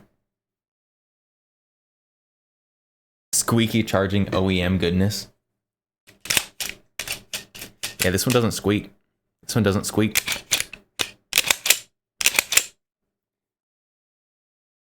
Just makes gun noises.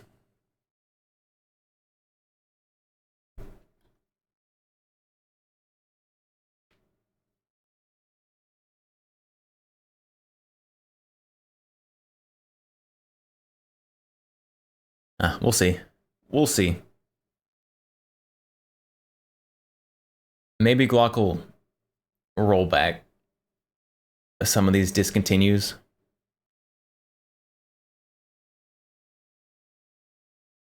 I don't think so, though.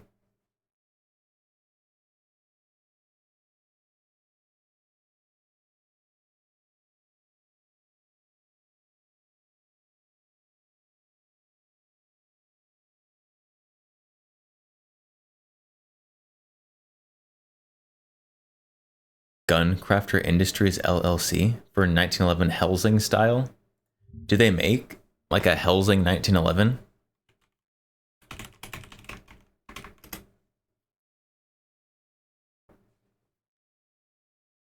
Oh. Oh. What is that? No.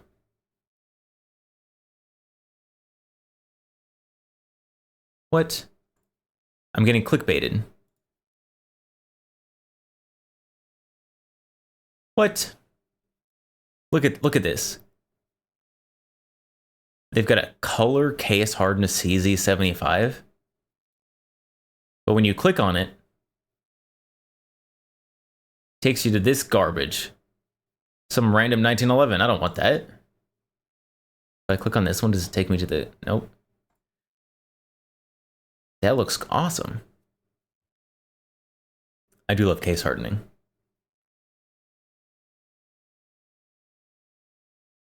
Overpriced SMH, probably. Where's... I was promised Helsing 1911s. Where are they?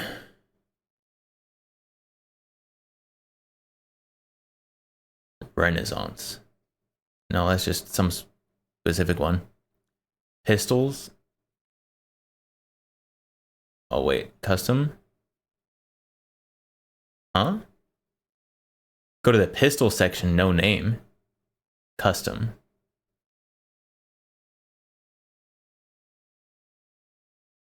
Oh, there it is. There's the case hardened CZ75. Oh. Look at that. That does look good. I like that a lot. I don't like it $2,000 worth. No name government? Is that the one?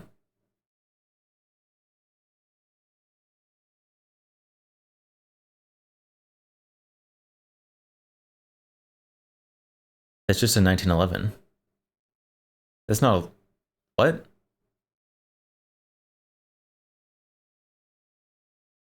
That's just 1911. No name long slide. Oh, no name is just what they call their 1911s? I don't like that. That's dumb. The Hoss.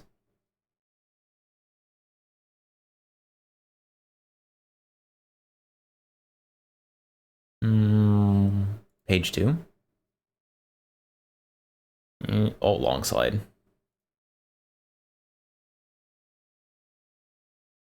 That's pretty good. That's pretty good. It's close. It's almost a Helsing. Almost the Helsing.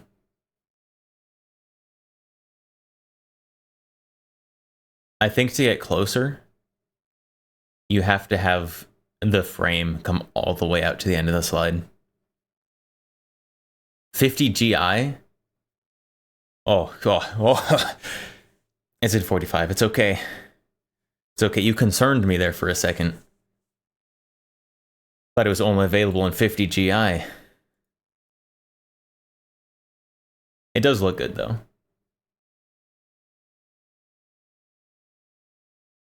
It's not perfect. It's pretty good. I will give you it's pretty good.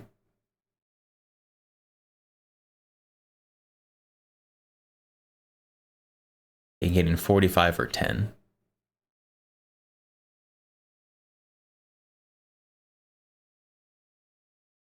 What are these? Pistol finish. Let's see. Hold on, which of these? Cerakote, no. So probably So for a Helsing pistol, you probably need like the chrome, right?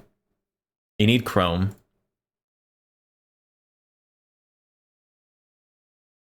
Brass front sight. Rear sight.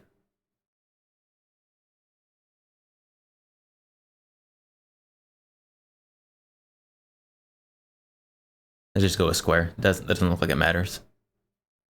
Optics cut. No. Polish. Yes, obviously. Chamber. Fluted chamber.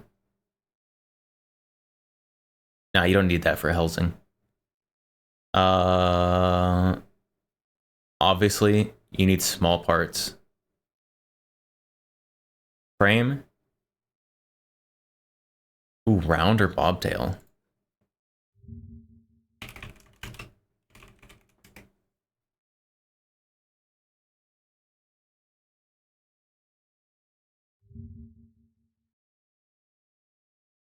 Oh, Mazoom.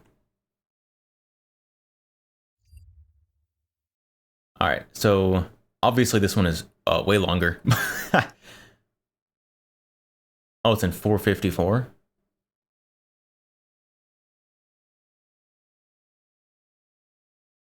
I think that's... Where were we?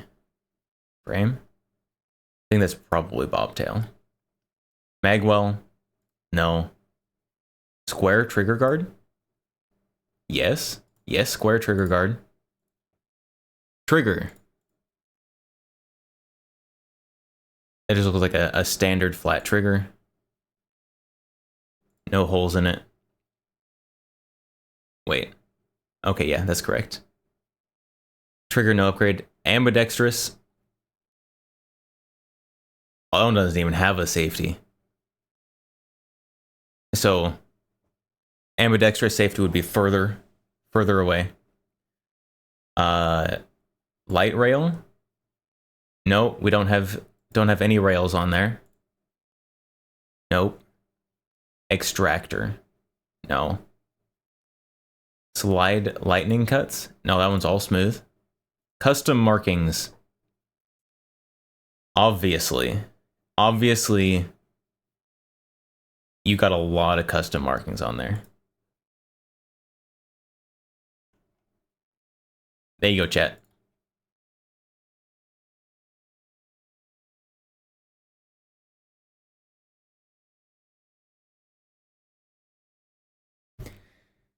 You can have your very own, not really Helsing 1911 for only $7,700.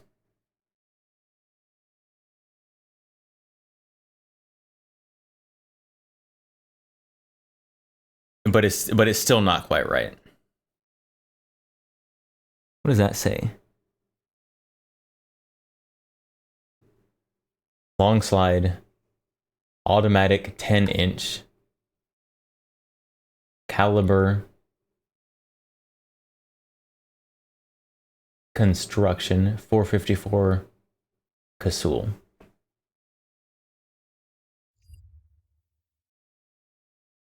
Reconstruction. Does it come with a college education? I wish you could get a college education for only $8,000. College is a little bit of a scam, chat. 454 Casul 1911 would be wild. I'd shoot a 454 Casul 1911. That'd be awesome. There's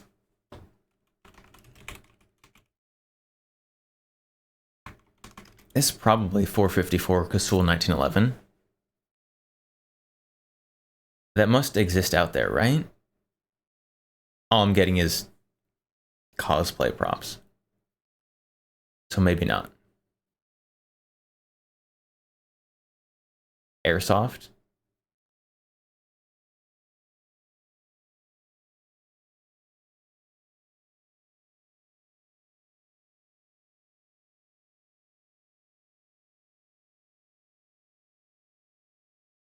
Huh.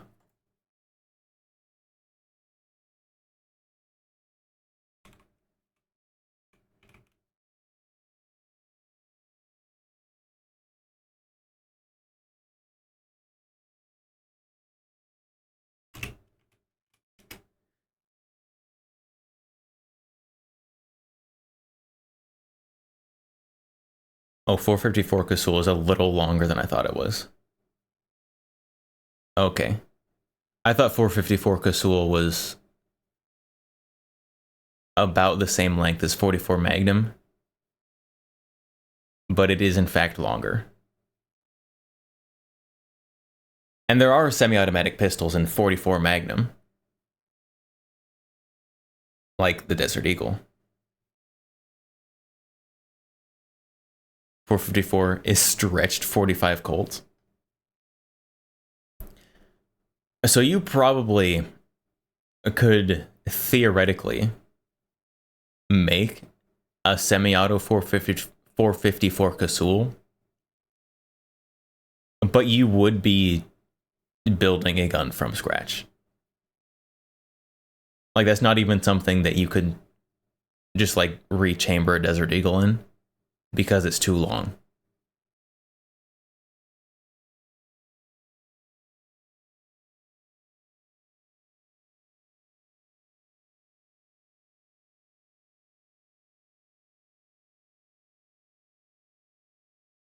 But theoretically, I don't see any reason why it wouldn't be possible.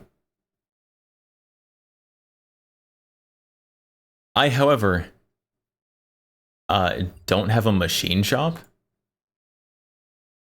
and therefore will not be building a gun from scratch.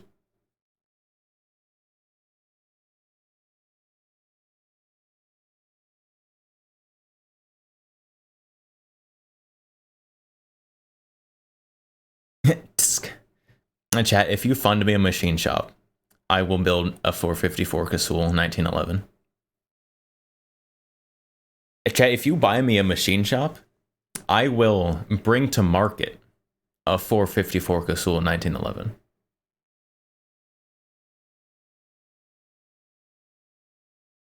But it has to be like a fully stocked with gunsmithing and CNC equipment, some 3D modeling software, like everything that you would need for a fully functioning machine shop.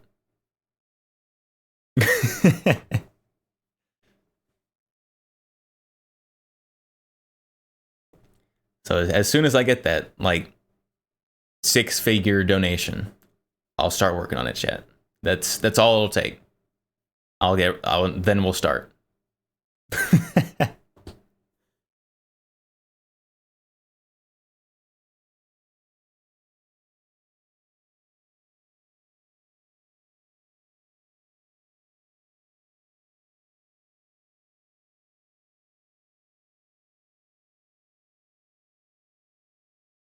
Ooh, I haven't checked for like 3 days.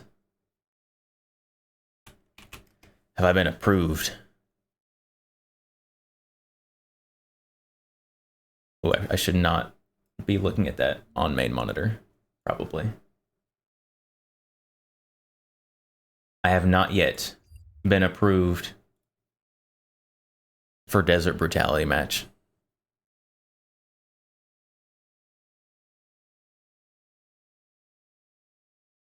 It sounds reasonable. You're sure at least one person in chat is a Saudi crown prince? I am pretty confident that nobody in chat is a Saudi prince.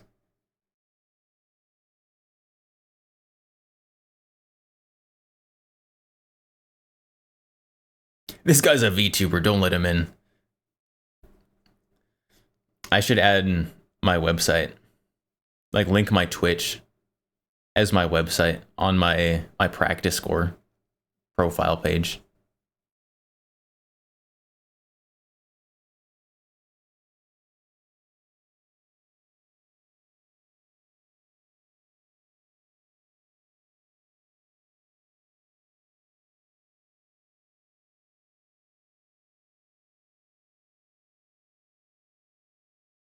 I'm not going to do that. Maybe. I'm maybe not going to do that.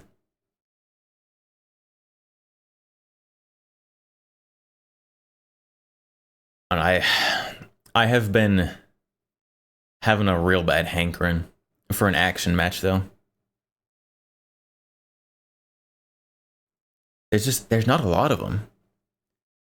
Like there's all kinds of like the IDPA, USPSA, like the club matches. They're just like, show what you're 22 and we'll shoot at some targets and see who does best kind of stuff. But action matches, that's what I want. That's what I want. Trigger finger quivering. It is. It is. The last time I went to the range, it was actually like out just on someone's property where they have like a little range and berm set up. And so I was able to like set up some targets and like make my own little like baby courses. So like force myself to run around and do a little cardio to shoot, which good exercise, by the way. And now I need to go to a match. It made it worse. I thought it would make it better, but it made it worse.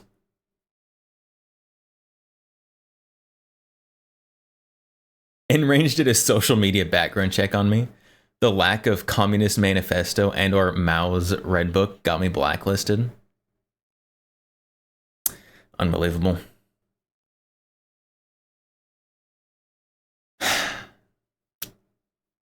But there is, however,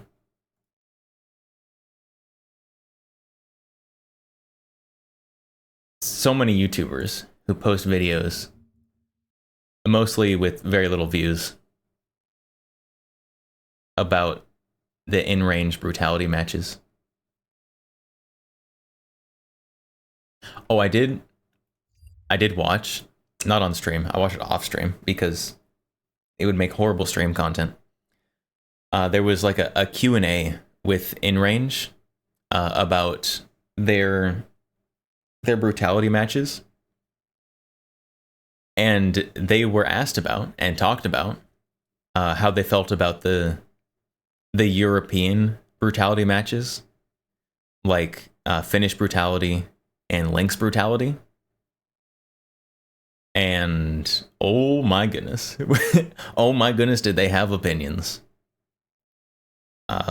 For those who don't know, InRange TV owns the trademark for brutality in relation to shooting matches in the United States.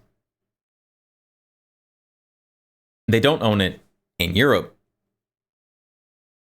but they did help Finnish brutality as they were starting up back when. Which I didn't know. I did not know that InRange helped with the startup of Finnish brutality. They did not help with Lynx brutality, and they were very upset about that. They were having like just the meltdown over Polinar and how they're not going to work with Polinar now because of Lynx brutality. Karen moment, they were having a Karen moment. They also were very upset that Finnish brutality had the audacity to do things like have sponsors, because that if they didn't think that having sponsors was like they didn't like it. They didn't like that they had sponsors for some reason. And they really didn't like it. And they said that they weren't going to work with Finnish brutality anymore because they were upset that they had sponsors. Which is ridiculous.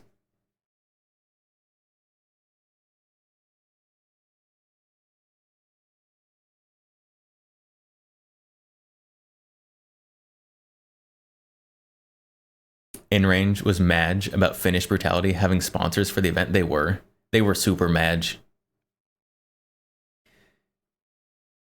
They were both mad about Finish Brutality and Link's Brutality having sponsors and making it like more of a spectacle of an event. So they were mad about that, but then they also, at a different point in the interview, expressed that they wanted their Brutality matches to grow in popularity more. Which, I mean, great. I want action matches to grow in popularity as well. Do I like in range? Before like a few weeks ago, I had absolutely no opinion on in range. But every time I hear them talk, my opinion, it doesn't get better. Their matches do look pretty good, though. I'll be honest. Regardless of the nonsense that I think they talk about, their matches do seem pretty good. I do think, though, that if they want to grow their brand, grow their matches, increase popularity, having sponsors and making them more of a spectacle would help so much. Every time I look into them, I find something I hate. I don't hate it. I don't think that because all I've been looking at, I'm gonna be honest, all I've been looking at is just like their match stuff. So if they have something else besides matches that's also a red flag, I don't know what it is. Because all I care about is the matches. Wants to foster community, refuses to let people in community. So the in-range Brutality matches, aside from like the entry fee, which is way higher than any entry fee I've seen or paid for any match that I've been or thought about going to. Which, spoiler, if they had sponsors, they could lower that price because they'd be getting a lot of money from elsewhere. But aside from the high entry cost, the matches do seem very approachable for less experienced shooters. And I do think they do that on purpose. And I think they do that pretty well.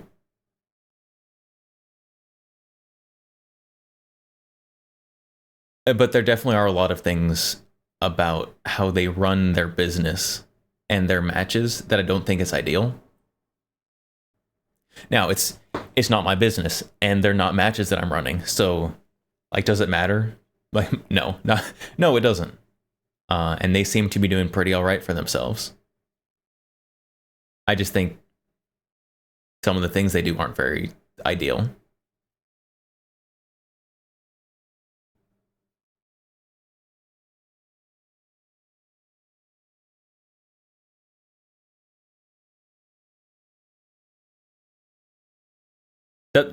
Keep in mind, I still want to go to one of these events. I still am applied to go to one of these events. I just haven't been approved yet.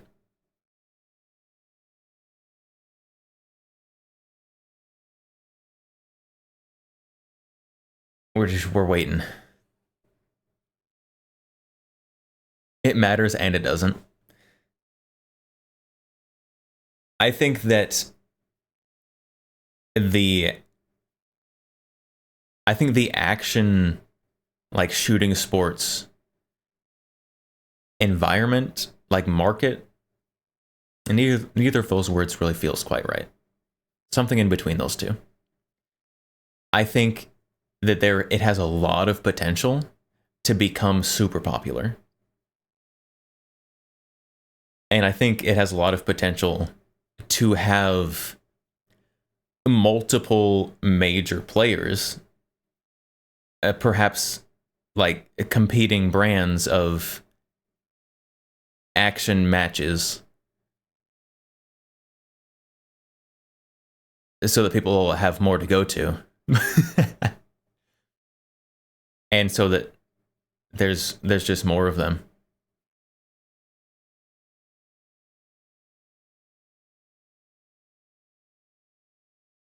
Ferocious. I'm super judgmental. Just ask me. I've seen enough of them, and you don't want to be associated with them. I wanted to do that. The sass. The sass. Sass stuff. But there's none around. There's goofy rules, so now you don't.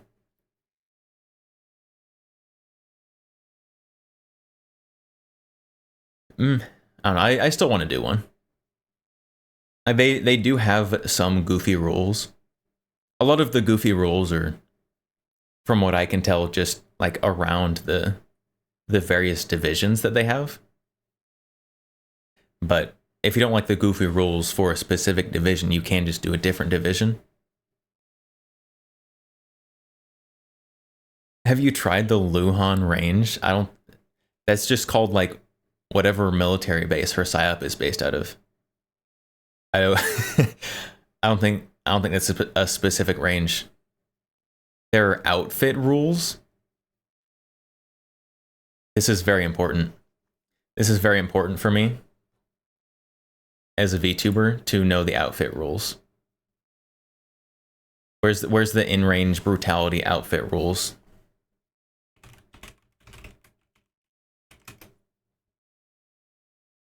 Brutality matches about? Not in range, sass? Oh, okay. Okay.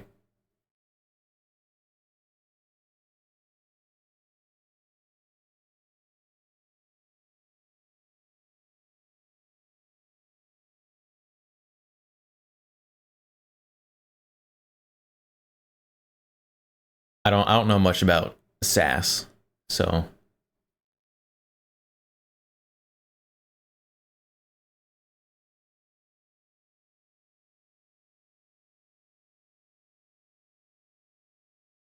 in range does have some requirements, but it's not really outfit. It's just like, hey, if you're competing in one of the modern divisions, you have to have like a tourniquet, like in your gear. You have to have a knife in your gear.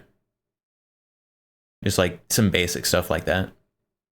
Which, honestly, if you're going to somewhere where there's a lot of guns, having a tourniquet is just like a good idea.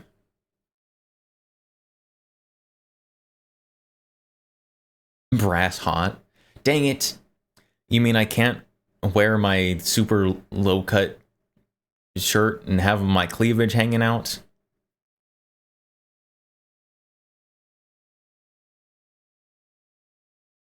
I think, yeah, in range definitely does not have that rule.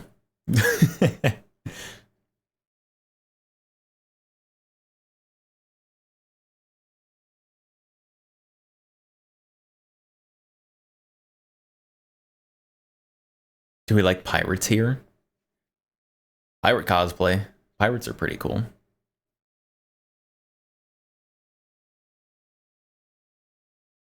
Oh, chat. If I go to the in-range desert brutality that I'm waiting to be approved for, do I go cosplayed up? Go to the desert brutality cosplayed up? I think that'd be pretty funny.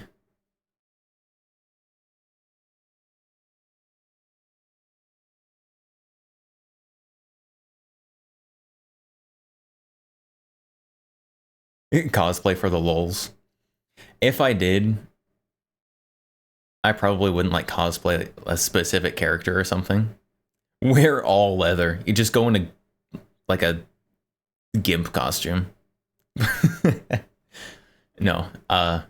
If I did, I probably wouldn't like go hard like cosplaying a specific character. I'd just go like, oh, like a maid outfit or something. Like a maid outfit in like the cat ear helmet.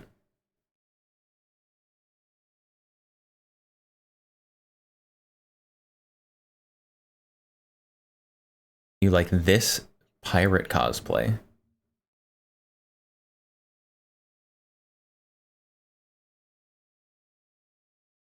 What is this? Second Amendment Appreciation Day? Tomorrow, 12 days ago.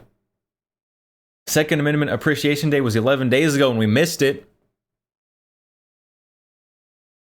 Can't believe this.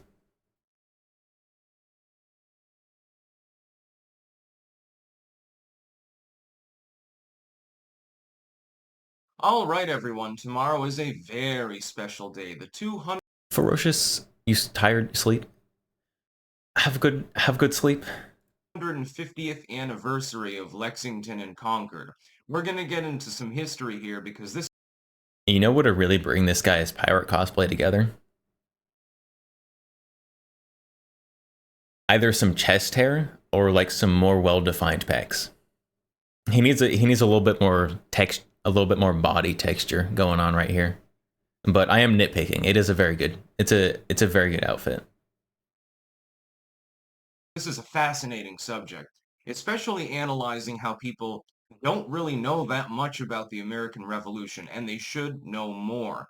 Lexington and Concord was an. What is this?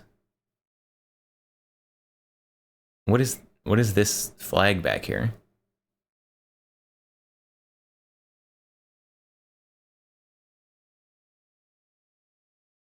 It's a symbol. Ouroboros. Yeah, so it's got like the Ouroboros snake. It's got a crescent moon. It's got like some skeleton munching on his own tailbone in there.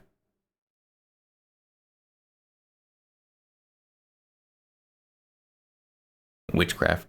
Witchcraft checks out. Oh, he's also got Stolas. Oh, here's that skeleton again. With the... Yeah, here's another one. The Ouroboros with... like the moon. Or maybe an eclipse? This one looks more like an eclipse. With a skeleton munching on his own tailbone. What is that?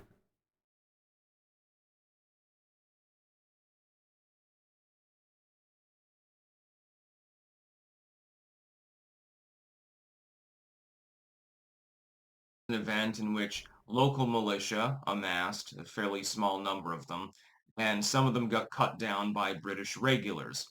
When Paul Revere, by the way, made his famous ride, he didn't say the British are coming, because he was a British citizen. He said the regulars are coming, or perhaps the redcoats are coming. In other words, the soldiers are coming. As opposed to militia. Do we have a source on that one? I mean, it seems plausible. But do we have a reliable historical source on that one? Which was fielded mainly by the colonists, to defend against attack by various so-called natives, pirates and shit like that. They formed militia groups. And the British... It is a little ironic that he's talking about the militias to defend against pirate groups while he is here dressed as a pirate.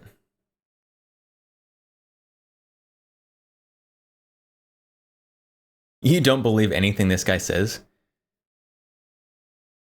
This guy... Some of the stuff he says... I don't know. I don't have a lot of confidence in this guy's fact-checking of his facts. Decided to march on Lexington, cut down a small number of the militia there. They scatter. Then they march to Concord. The problem is that local militia was alerted, and all of a sudden, hundreds of militia showed up and fired at them. It's mentioned in his midnight ride. Basically picked them off the entire way, and about a third of their forces were destroyed. They finally get to the armory that they were trying to dismantle. They were trying to disarm the colonists. This will play a role in the analysis here as well. I did know that. The British were trying to disarm the Americans, or the colonists.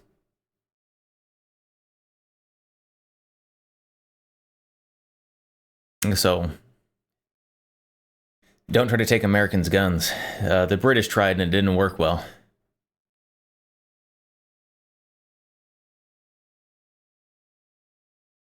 Sticks is an odd mix of Ian from Forgotten Weapons, Razor Fist, and Asmongold.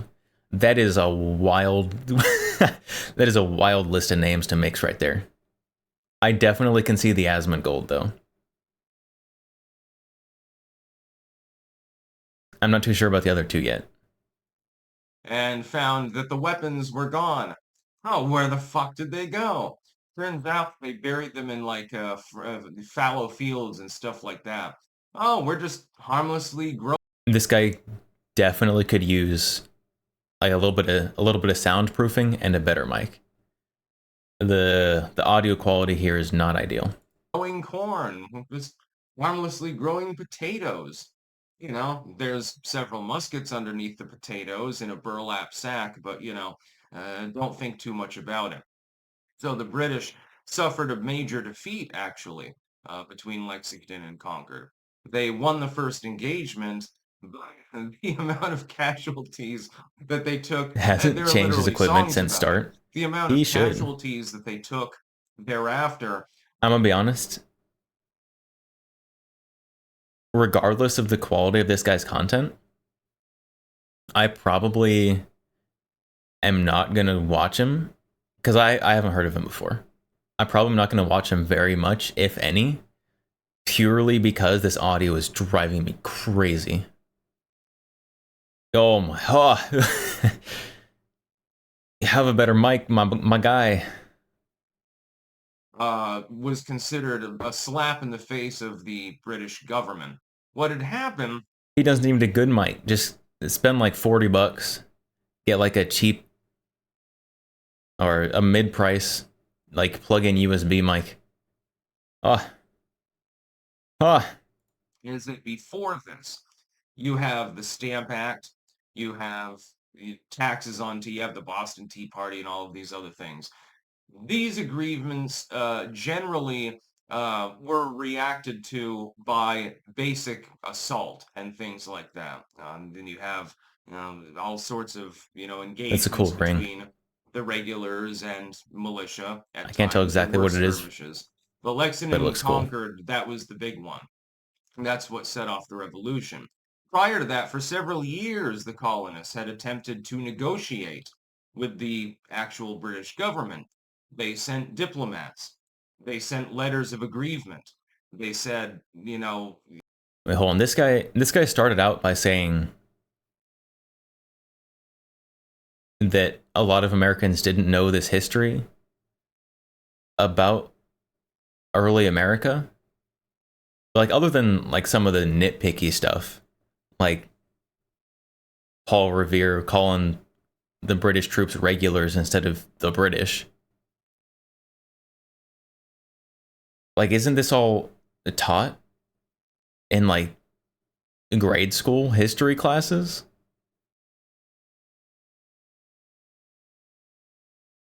I feel like this is mostly common knowledge. Not much anymore.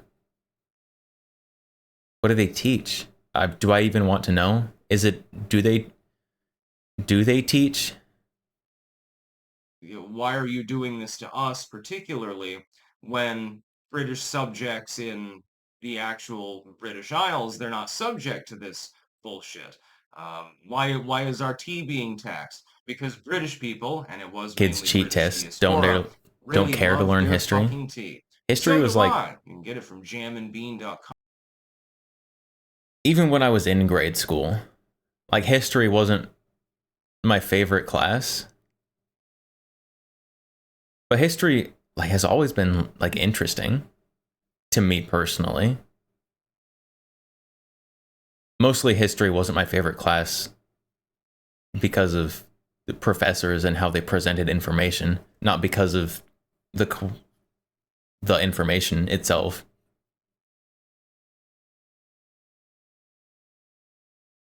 Man, you guys can't see it, but AutoMod has been catching a lot of view bots today.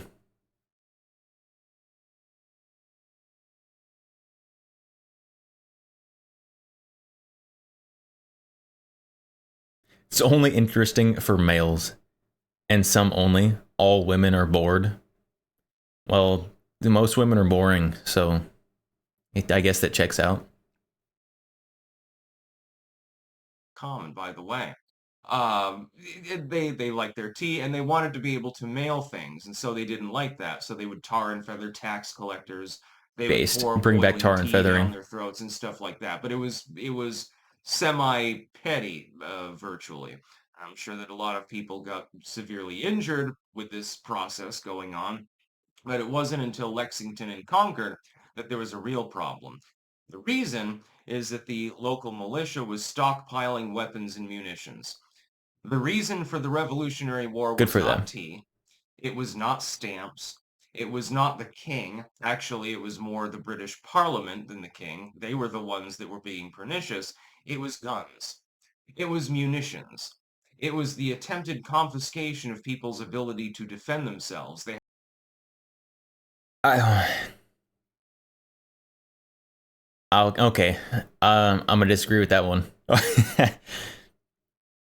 Was the reason for the start of the actual fighting of the war the confiscation of guns? Yes. But all of those other things were all definitely contributing factors. Like, the reason that they were stockpiling the guns was because they feared that the British were going to do something because of the resistance to all the other stuff. So the guns was more like the straw that broke the camel's back. Or maybe, in this case, like the sledgehammer that broke the camel's back. But the camel was already struggling. had a local armory set up in Concord, and the British attempted to confiscate the weapons. They were doing this because they were concerned. They were concerned about uh, at the time, they were British subjects. They hadn't declared independence yet. They were concerned that they were going to arm up and form a fighting force, force them out of Boston or something like that. Yeah, see, why would they be concerned about that if the other stuff hadn't already been heating up the coals? Oh, Because they were occupying it at the time. And it was that the shot heard around the world had to do with guns, ironically enough. It didn't have to do with tea. And most people don't actually know this. So yes, tomorrow is a very auspicious day. We can celebrate the fact that we, I think very wisely, auspicious is a really decided good to word. depart from the British Empire and declare independence. This was probably a good idea. The United States has its problems, but it also has its virtues. And too often people focus on the negative, they never focus on the positive. It's The true. United States became its own empire. It became an empire in which we still have a very, very beefy militia. This is why we've never been physically invaded. The limitation was a couple of Japanese ships, I think, fired a couple of shots off the Pacific coast at one point. That's pretty much it. Since the War of 1812, the only other major incursion was due to a separation of the United States during the Civil War. Other than that, we're always on the offense. That was a pretty big deal, though. The only other incursion was the Civil War. It's a pretty big one. Not on the defense. I mean, other than the proxy wars, which none of which I support, of course. We've got to go into Korea. We've got to go into Vietnam. We've got to drop paratroopers in Central America or something like that. Iraq, Afghanistan. I don't really support those. They're effectively proxy wars in some cases. Ukraine, for example. But yes, it is Lexington and Concord Day tomorrow and is the 250th anniversary. Donald Trump is having Melania Trump host a series of events, actually, over the course of this year, celebrating the 250th anniversary of our nation's founding. That's pretty But cool. tomorrow marks the real beginning of it. Oh, actually, that's next year. My apologies. Today marks the re-beginning of the United States. Fairly auspicious when you think about it. Remember, Paul Revere didn't say the British are coming. I remember there was an Andy Griffith episode where they repeated that old Andy line. Griffith. And it's like, no, That's an old we're all show. British. So the British weren't coming. Which British were coming? Oh, it was the fucking regulars. That was a problem. And keep in mind, and this is something that's The hilarious. re-beginning. The militia, I mean, because kind of their of. guerrilla tactics and partisan warfare Well, efforts, they were just managed the to colonies defeat before that, so not really probably the best trained re-beginning. fighting force in the world at that time. The British did have a supply line issue. Of course, they had to ship things across the entire Atlantic Ocean with old school ships, by the way. But that being said, they already had a significant number of forces available and still managed to lose against a bunch of hunters and loggers and people that were mining and shit like that. Oh, I mean, yeah. The French did also help a little bit. The the the French may have been a part of a key battle or two. Simply Based because regular they refused civilians. to Yeah, give up yeah, their guns. definitely though. And if only they had left them alone and said, all right, we don't really need to tax the tea. They could have focused those efforts on the French at the time, and the British Empire at the moment would probably rule the world if it weren't for the militia in the United States. They probably would literally rule the entire face of the planet. Who would have stopped them? If it weren't for having to fight on two fronts, with the British Empire on its rise, with Well, the extra manpower. who would have stopped them? Probably Russia. They would have been stopped by Russia. Nobody ever invades Russia. The original thought was China, but well, they were really into the opium at the time, so they could have. That would have been easy. China was changing dynasties like socks back then. Power and potentially manpower from the colonies. Who would have opposed them? You wouldn't have had a Louisiana Purchase. You would have the British attacking New Orleans, taking that, probably burning it to the ground, and then all of a sudden riding all the way up the goddamn river. The British lost bigly because of their attempted abuse Bigly. of what became Bigly. Americans. That's about all. Peace out. That was the end of the video? That was so abrupt. That was so abrupt.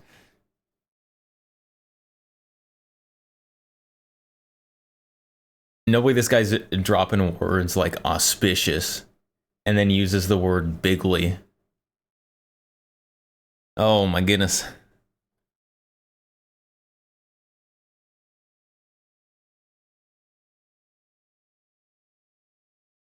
He ends it fast, which is good. I mean, he could have an outro. An outro would have been nice. Koski. Hello, welcome. No intros and outros are better. I mean, he had an intro. He had an intro. You know, you have an intro. You have a little bit of a hook. Tell people what you're going to talk about.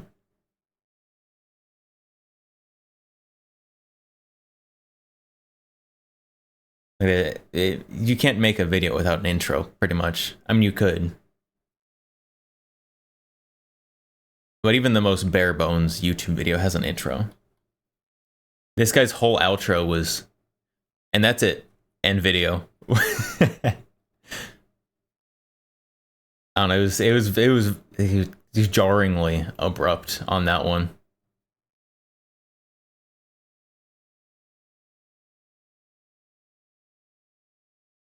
Koski, I was in an accident yesterday, which involved an ambulance ride. That's unfortunate, particularly if you're American. Ambulance rides are very expensive.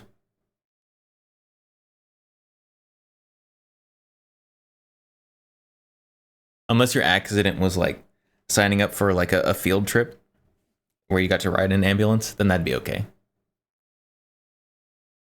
You're finished? Oh, it's fine then. Well, the ambulance ride. Hopefully you're okay.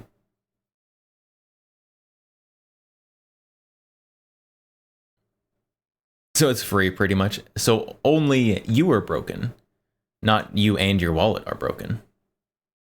Very nice. Well, not the you being broken. That's not nice. Hopefully you're recovering. I especially hope you're recovering since you're here on Twitch, chatting around.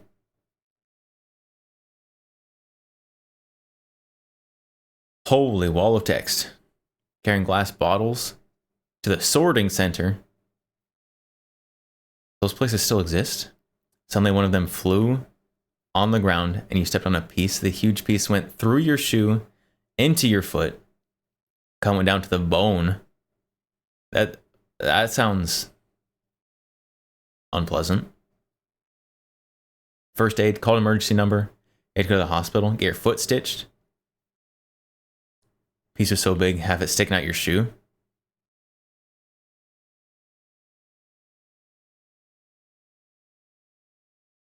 That's pretty big.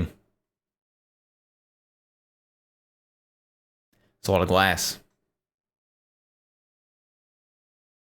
You're doing better now. You're probably not like gonna be running sprints very soon.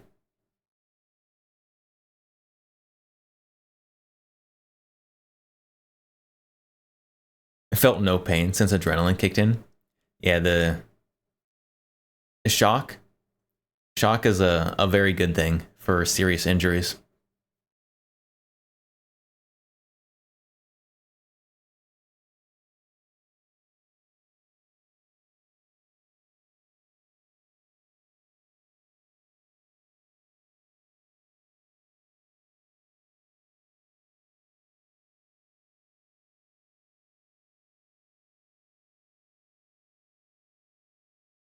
But welcome. He's lucky your friends were there, otherwise you would have been screwed. Yeah, I feel like it probably would have been hard to walk somewhere. You can walk yourself to the hospital with a big chunk of glass, either sticking out your foot or no longer plugging the hole that is in your foot. Probably not ideal.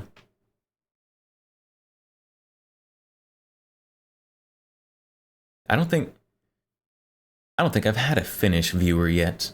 Welcome, first Finnish viewer. What time is it even in Europe?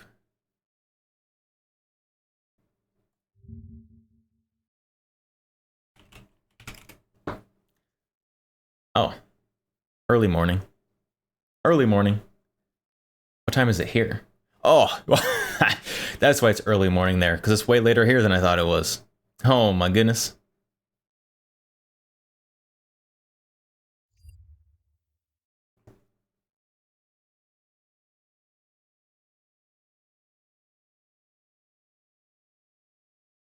I would like to go to Finland sometime.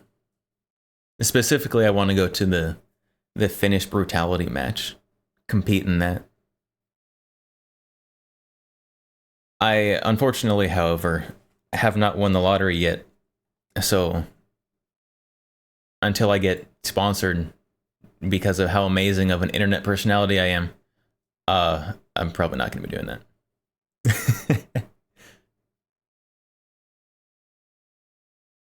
You'll be happy to guide me. Thank you.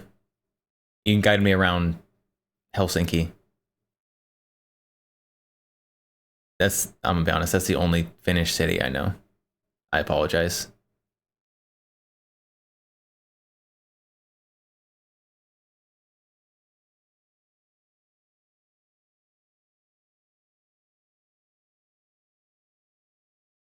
"99% of gamblers quit right before hitting it big."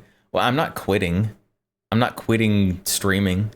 I just started a YouTube. The YouTubes.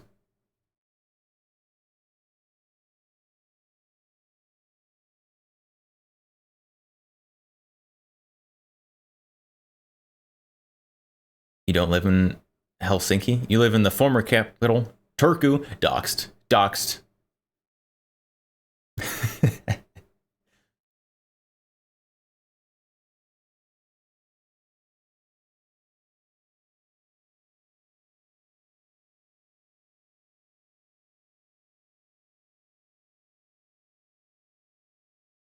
Yeah, since I mentioned it, if anyone hasn't seen it, there's my first like real YouTube video. It's a bit scuffed. It's very scuffed. Demolition, but it was funded by chat. It took me like forever to get it out, but Wizard of Lizard. Should I buy an SP5 PDW in doo-doo brown? Yes. If you have HK money, yes. If you don't have HK money, then get one of the off-brand ones.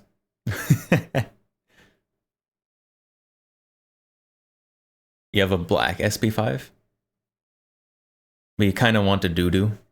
Get the Rawl 8000 SP5.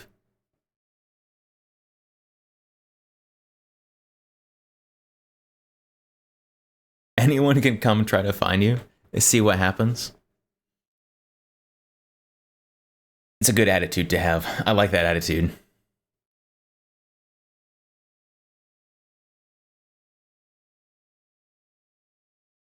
Laylo, you have HK money, but you refuse to give HK money. What? Well, I only have one HK, and I bought it used. It's just because I missed buying them new back in the 70s. SP5, the most amazing gun. Favorite gun to shoot all day, every day. You have money to shoot an HK all day, every day? Bro's got lottery money. Tech CEO kind of money. Probably overpriced. It's the most fun. Yeah, I do need... I'm probably not going to get the HK branded one. Probably going to get... I don't know. One of the many off-branded ones. Like some not HK MP5 clone. Pet gun obligatory Heiser. Heiser? It's not here. It's on my shelf on display where it lives. It's on my display shelf. Can you make me go get it?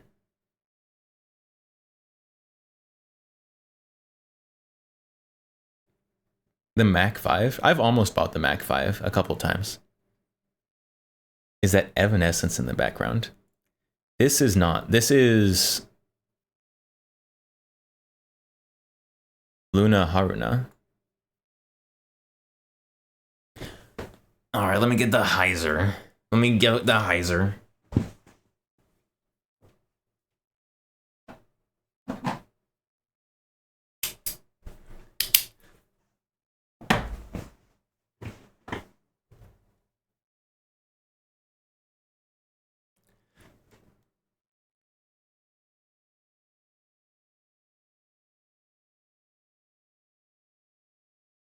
All right, there we go.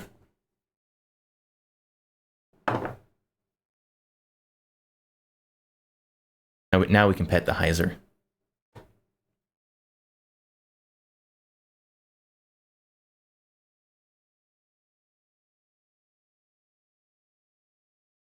Rawl 8000 is suburban gold.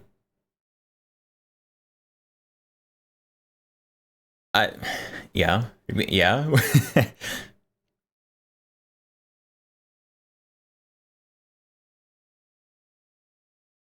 If you're in the ghetto, you've got spray paint gold. If you're in, you know, the rich people part of town, the uptown, you got actual gold. And in the suburbs, you got raw 8000. If it's on an HK though, then that's kind of the higher end of the suburbs, I think.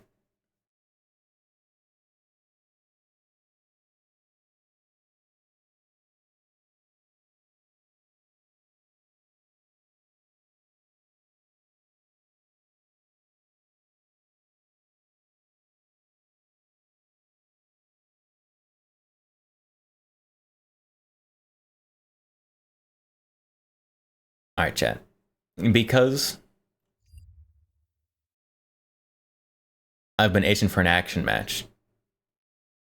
And also, there hasn't been very much fan service today.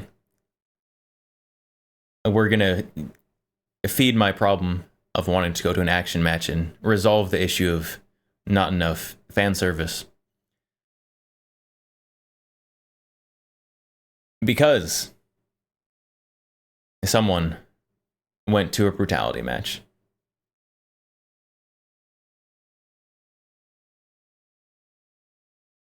And so we're going to watch the video. It's only a 6-minute video.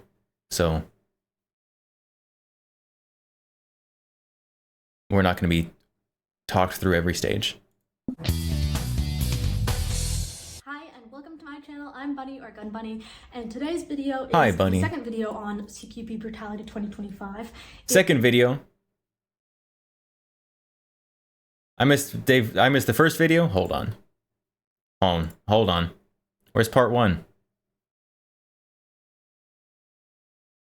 Oh. Huh? Did we already watch that one? Oh, we did already watch that one. Never mind. Never mind. I remember it.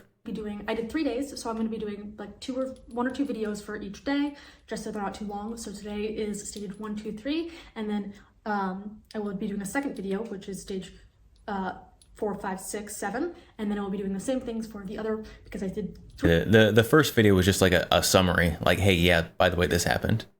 Got it. 3 different, well, kind of 2 different divisions, 2.5 different divisions. So today is going to be my Cyberpunk Posse run, or the Cyberpunk Gang Wars run, which I did with my mentor. So what's Gang Wars? I know Cyberpunk Division. That's what I want to compete in. What is Gang Wars? I don't know what that is. It is both of us shooting the stage together. That is a serious collar she's got. Oh my goodness. So please. So it was really interesting. It was my first time doing a duo shoot. I am in my Cyber Bunny cosplay, which is stage, you know, where you hold it sideways. Outfit. I'm using the Glock and stock chambered in 10mm. Please comment, like, and subscribe and share, because the YouTube algorithm sucks with the notifications.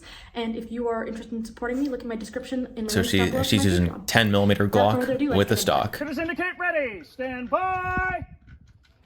Go. So we are both chained to the hey dumbbell, yo, and I'm having I should go to a brutality match dressed like that. Once we arrive at the bay, we will both grab our guns.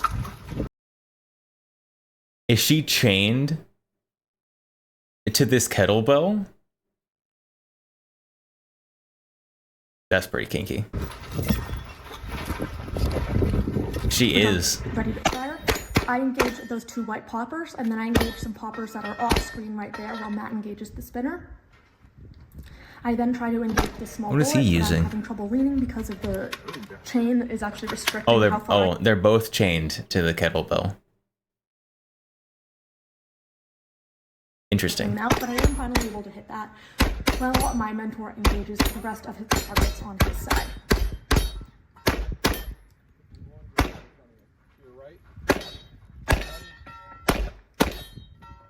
Oh, okay. Forward in the box a little bit. Now Russell instructs me to move on to the targets on the other side. As I wait, I hit that last popper. Matt engages my mentor engages the rest of the targets on his side. Then we both move together as he grabs the dumbbell over to engage the last 2 targets over here. There is this kind of I forget what it's called, but you know, Yellow plates on the right. The brace on pistol looks fun. Plates, and I'm waiting for me to finish engaging. Can you take the self like not while you're both plates. shooting at the same time. Yep. What is this contraption here? Is this like a flux kind of chassis? Or can't see it very well. I engage those plates, those poppers over there. It looks not flux. It doesn't look quite right for the flux. Because they're covered by my mentor's hat. Once they all but I don't know fall, what it my is. mentor is able to engage these done two shooting, squares. And I am done shooting, so I drop my mag and show clear to Sinistral Rifleman. We're dry fire down range. Gun buddy's clear. That's clear, go! Now that we are done with Where are they this run, going? he grabs the weight and we will run back over. Both our guns are clear, we are running. Being chained together is a interesting mechanic. Circle, circle, square, square! Now we have to engage from either side One for the circle. in the correct order. The circles are 1 hit, the middle circle is 2, and the squares are 3 hits. So Matt engages that. My mentor engages that first circle, I engage the second circle. And we both engage the 2 squares. And we are done. Okay, now. That one looked pretty easy. Ready. Stand by.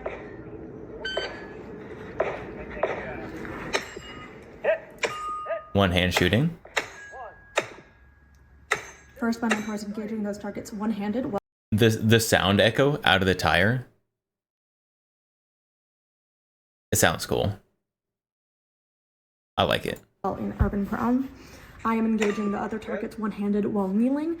The circles are...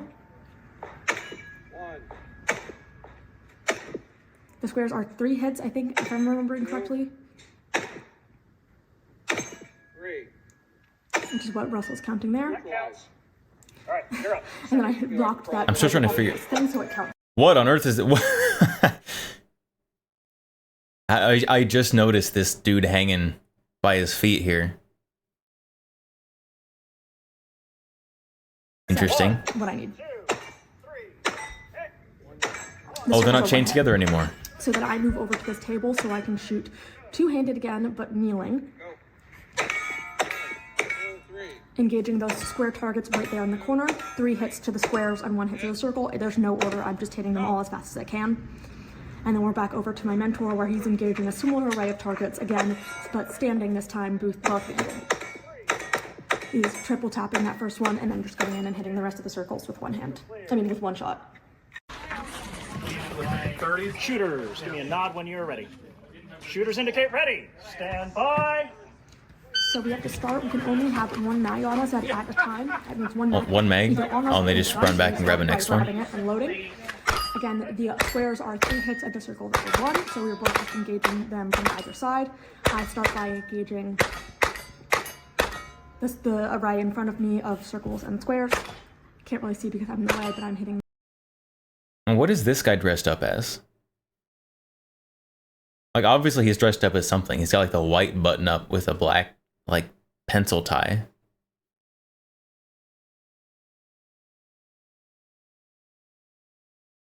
Did he just like have to dress up because she was dressing up and he's like, well, this is what I got.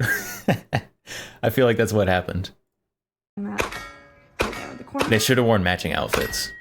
And then I'm going to this side post on the left, right, where I'm hitting that circle, and we are both backing up simultaneously, so I can hit that array with that circle, square circle, that is now covered up by that pole that you just saw with the red. It's the mirror of the side that my mentor is doing. And then when we're done, we will empty and show clear, or we can reload, as Matt is doing, as my mentor is doing there. And then I am running over, following him with the Indiana Jones? It could be Indiana Jones. He's got the hat for it.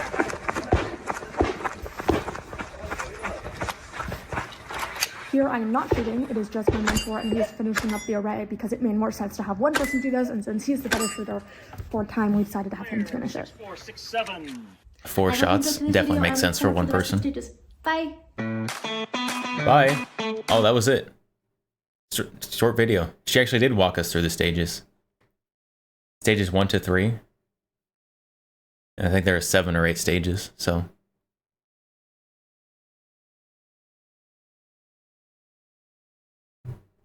Good video. Good video. I like the video. I think it would have been really enhanced by them both wearing the bunny girl outfit, but I don't know.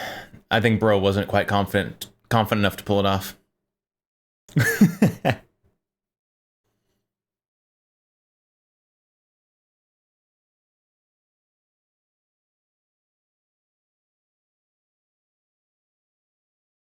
I do need to get to an action match though.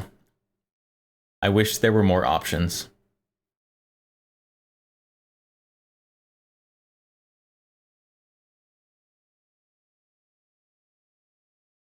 Now, the reason I'm trying to go to the brutality match in Idaho is because I lived there for a couple years.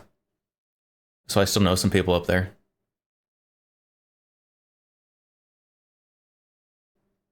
But I don't know.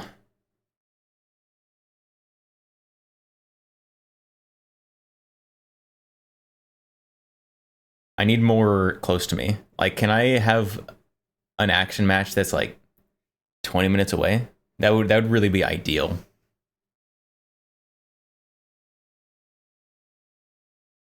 I'd sign up for that one so fast. Can you link gore video games? What, like Doom? Like what kind of, or is this like psychological horror gore?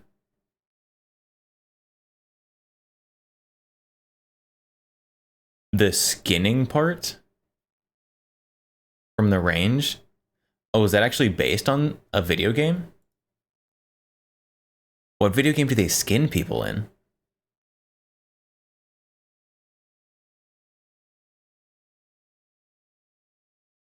Like Outlast? Outlast doesn't have guns in it though.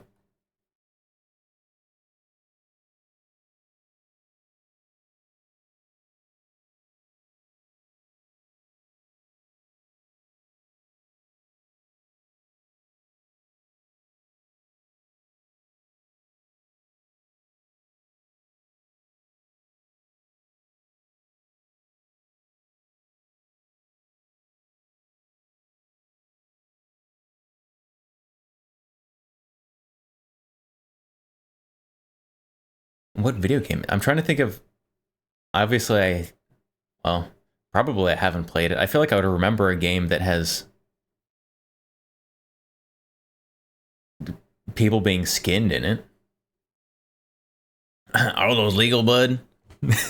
Wouldn't you like to know? But yes. Why wouldn't they be? I'm not one of those internet people that's stupid enough to show a felony on the internet. You're not a Fed?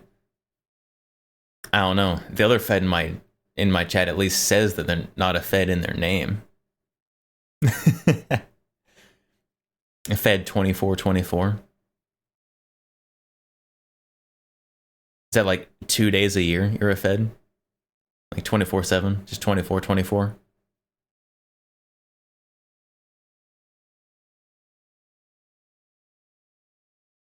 No, not the BAFTA. Hello, welcome. Not the BAFTA has been summoned. We're about to have a Fed battle.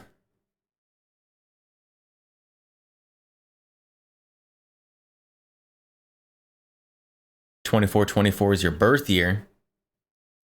A time traveling Fed?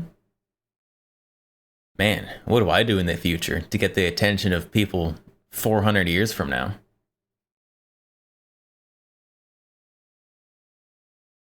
Man, I do something pretty cool, chat.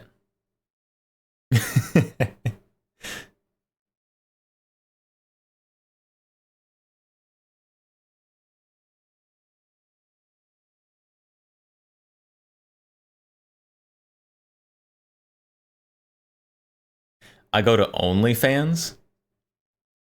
Man, I go to OnlyFans and I remembered 400 years from now?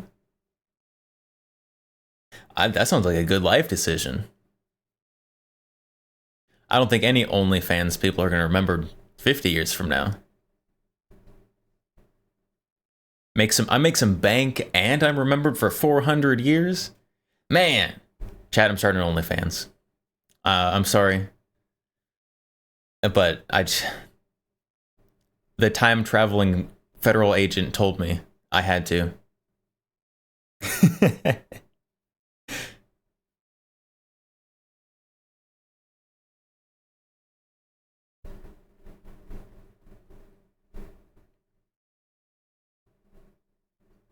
Is RPing worse than being a Fed?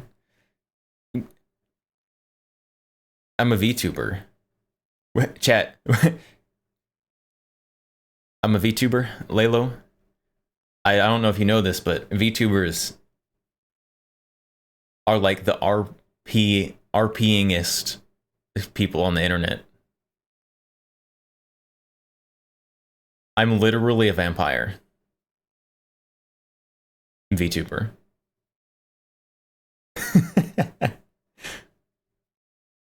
I'm not a Fed. That's precisely what a Fed would say. Exactly.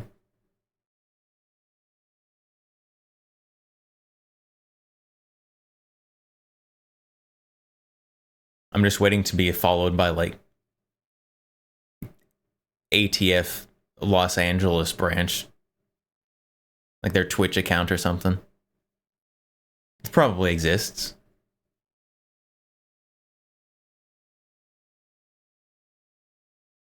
Is that an extended mag? Nope. All the magazines on the table are the standard capacity magazines for the guns that they are in. This one has a capacity of 1. This one is 12. This one is 20, I think. What's the capacity of the Torque mags? I don't remember. That one's 17, and this one has a standard capacity of 50. All standard capacity.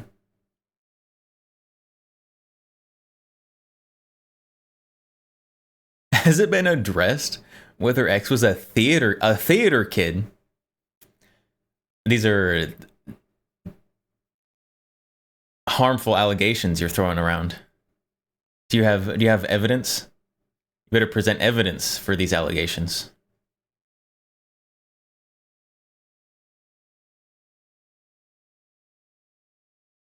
Majestic Potato, since OnlyFans was brought up, you'd redeem Rule 63, but you don't know how much stream is left to make it worth it. Probably not a ton, honestly.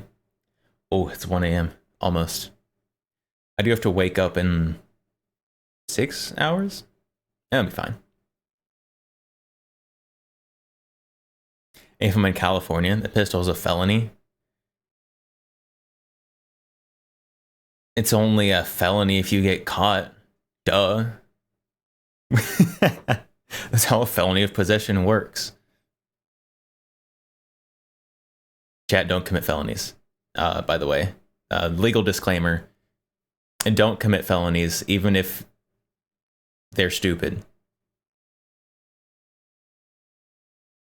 May you present hard evidence. I'm getting doxxed. Live on stream. Live on stream. Literally doxxed.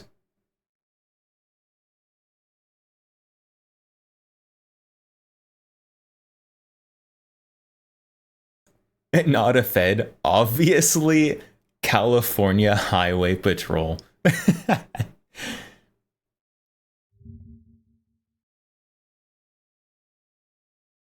What on earth?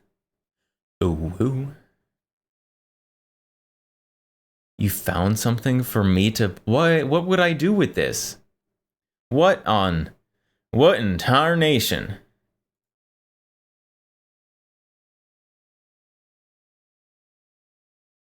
Is this... Do you load blanks into this and shoot arrows? What is going on here? 22 long rifle. Arrow launching. So do you load 22 blanks? There's no description here. What?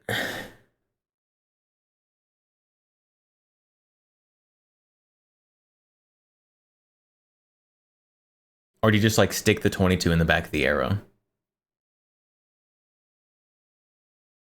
Why does this have a quiver on it?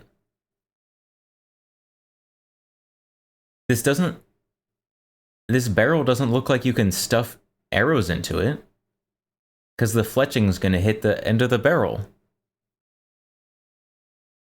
Is this just a single shot 22 that has a quiver on the side for your LARPing purposes?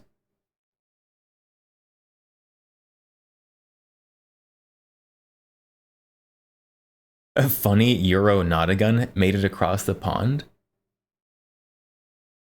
What on earth? This is so confusing. I don't know what's going on.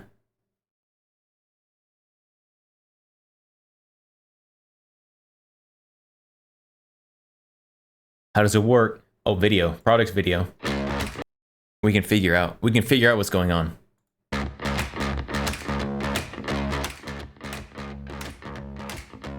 Good royalty-free music.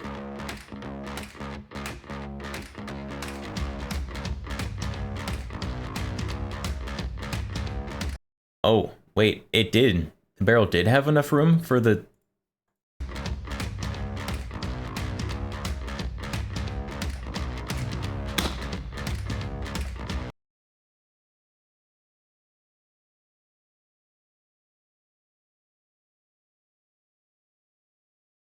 The arrow slides over the knot barrel? This one's going in the barrel. You just stuff that thing in there.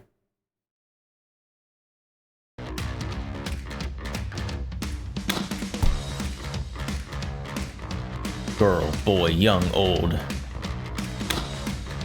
Was that like a character creation screen? Like those are your options? What?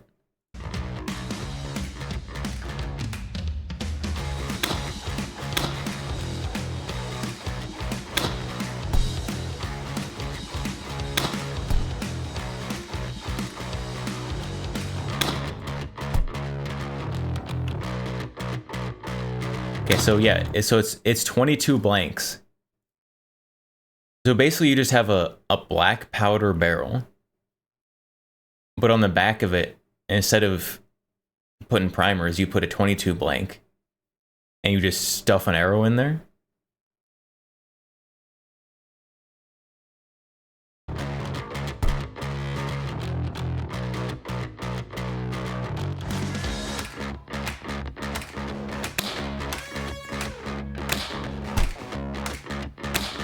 Is this a loophole?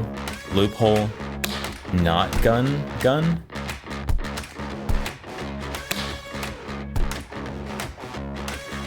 Are blank firing guns? I don't know, Oh! What? You have concentric barrels. Wait. Who was it who said you put it over? You do. It's got a little tube in the middle that you put the arrow over inside a bigger barrel. What?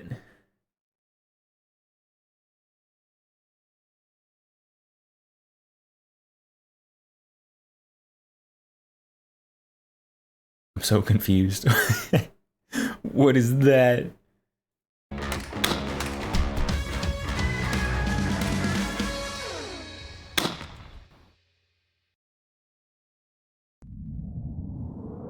New from Traditions. The Crackshot XBR. 2 guns for the price of 1. Great for all ages since it's lightweight and easy to load and shoot. Freedom to switch from bullets to arrows. Oh, 2 guns. Caliber single-shot crackshot rifle and the XBR upper, which fires arrows. Accurate. Arrow is... Okay, so you get the single-shot 22 upper and the upper that takes blanks and shoots arrows.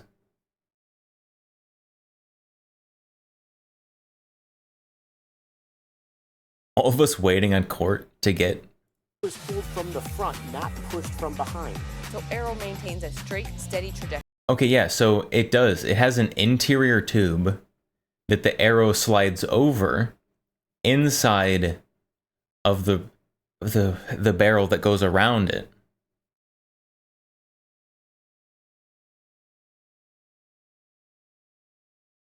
I mean, functionally, I think that's probably the correct way to do it. What on earth? Low decibel. Low recoil, up to 385 feet per second. No air tanks to refill. Easily breaks down for storage or transport. It's fun to shoot. The new Crackshot XBR. From Traditions.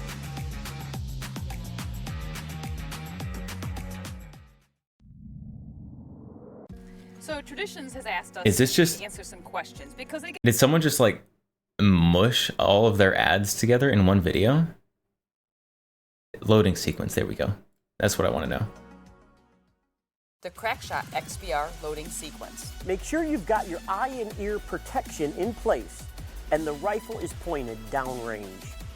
Check to make sure the safety is on. Load your arrow by placing the hollow end over the inner barrel and sliding all the way down until you feel the arrow stop. Inner barrel. It's got an inner barrel.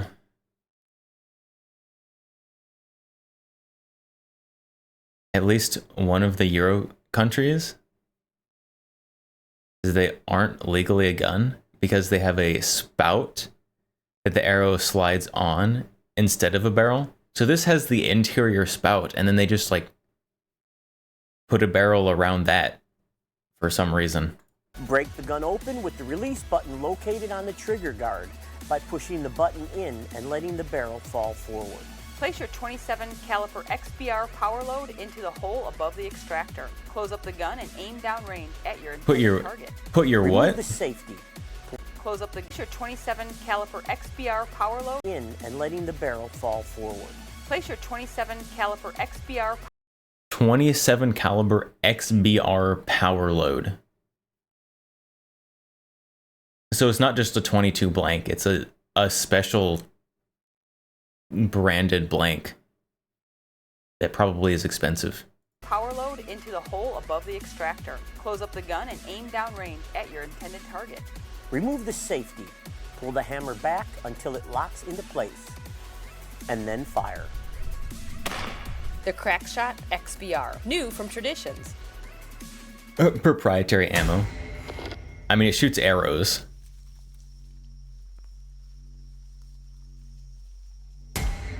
I wonder how many arrows it comes with. And as a follow-up to that, I wonder how long the arrows last.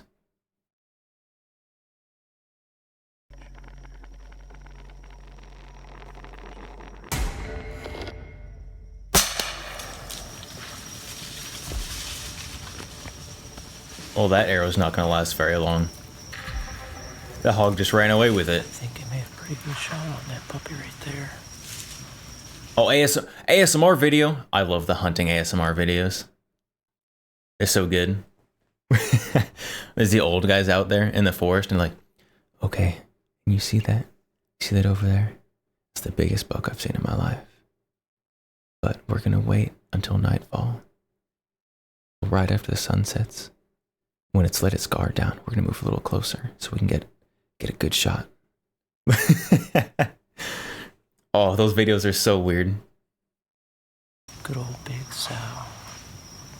This could be the first kill for the Crackshot XBR by Traditions. This is too cool. Alright, we recovered the bolt. Ah. That bolt turned out better than I expected. Looks like a good pass-through shot on this. It's hard tracking blood in sand, but we have a fair amount of blood right here. We're going to give it just a few minutes and see if we can follow up on it. Like all arrows, they last as long as your luck does. Efficient, and I couldn't be happier with the performance of the XBR. And that sever broadhead really did some serious damage as well. It's really neat with all these. Where on earth is he? What? This has got to be Florida, right? Where else has, like, subtropical jungles? Looks like a private island, Florida. It does look like this could be, like, some deserted island in the middle of the ocean. Now he has bacon for breakfast. Not good bacon. A hog that size is not going to have very good bacon. Hogs, just the amount. But I guess if you're on an abandoned island, a deserted island,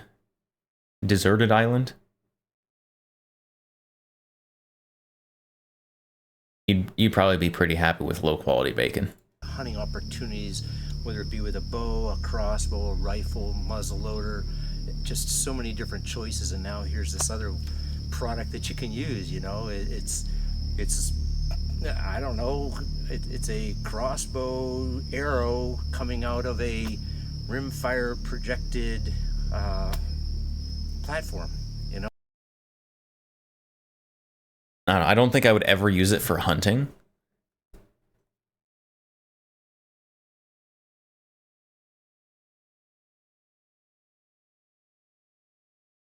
It seems kind of cool though. Why was the music so ominous? Because he was in the jungle.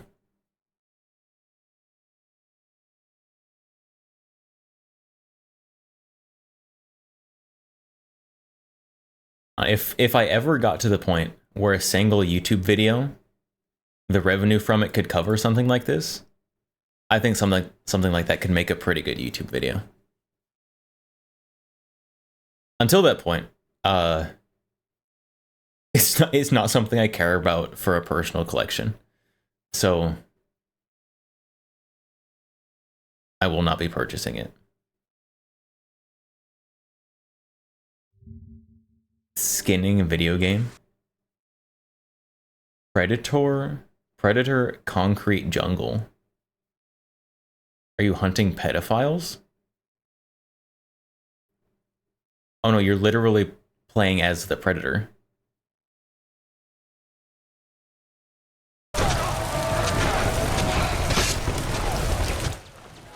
Holy PlayStation 2 graphics. This is an old game.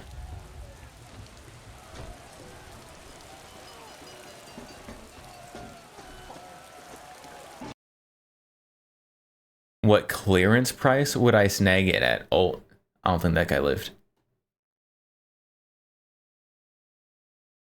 I don't know. I'd probably pick it up at like at $250. Skip timestamp 15:30. What if I want to watch this guy run around aimlessly?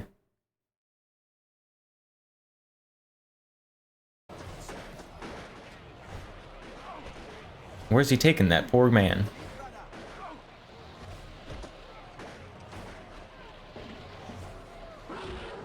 Oh, is he gonna skin him?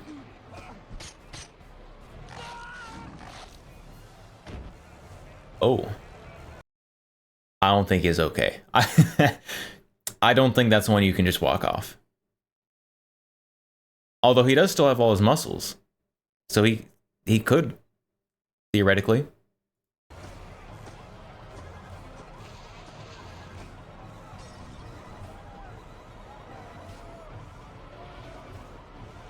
Now he's gonna have a harder time walking off since he's tied up.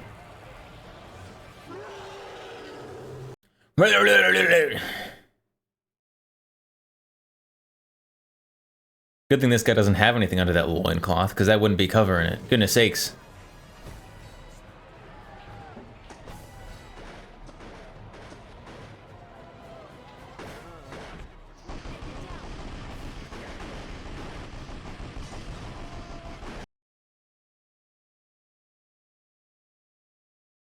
He'll be fine. He'll be fine. He got medical assistance right after that.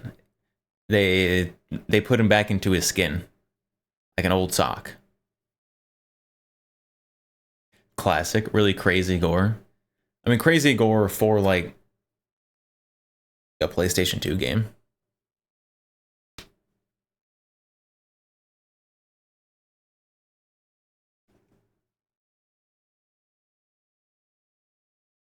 That wasn't too bad. I mean, considering modern video games, modern gore.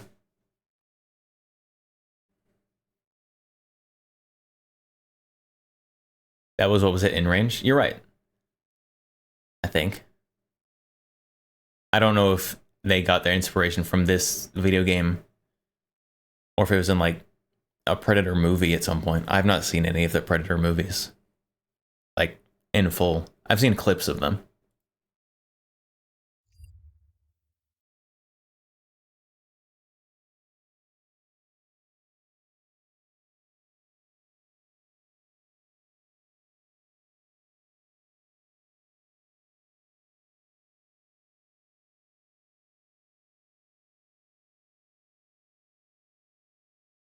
The first one is good. I think that's the one that I've like seen most of, just in clips here and there.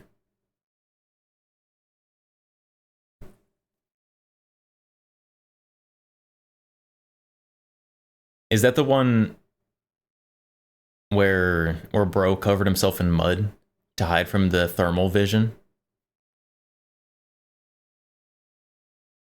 That doesn't actually work. People have tested it. But it looks cool in an action movie.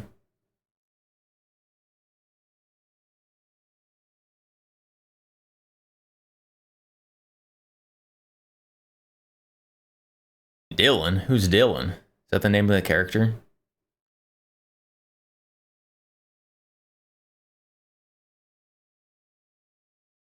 I'm not good at names, chat.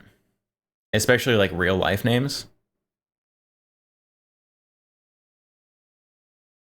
It's not good. Everyone's using the same ones. I can't deal with it.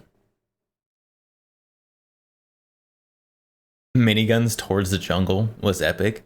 Just emptying the gun in a general that way direction.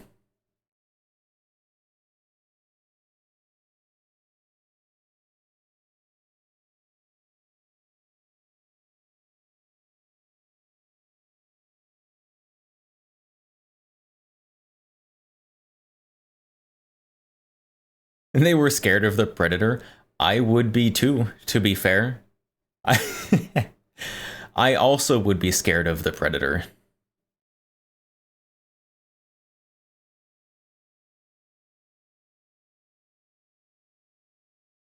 That'd be bad.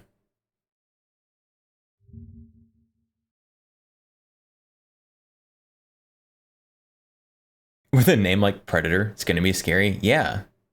Like, you can't just, like, name something after, like, pedophiles and then make it not scary. That's not how that works. So, of course, they're scary.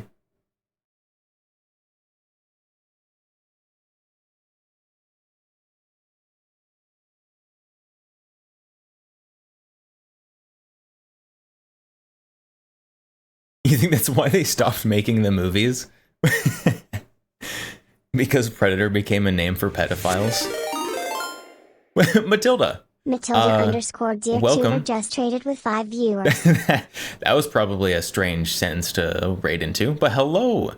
Hi, welcome. Welcome, Matilda, and welcome, Raiders. How was a Fallout 4?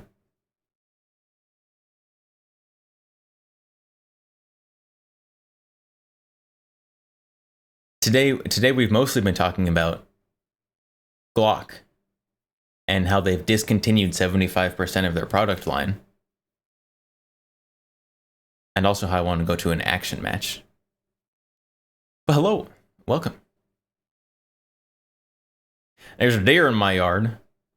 Oh, we just found something for that.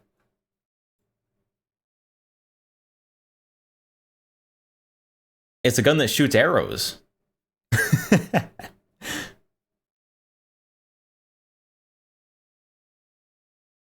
Going good. London is longer than you thought. It is actually 75%. Hold on, we compiled a list on stream of all the guns. So here, discontinued models. That's all of them. And this is the list of all the models they're keeping.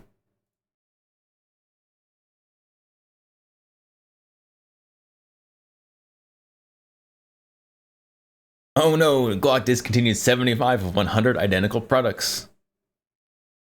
Yeah, so all of these, they are keeping. I guess all of these they're keeping. All of these are 9mm.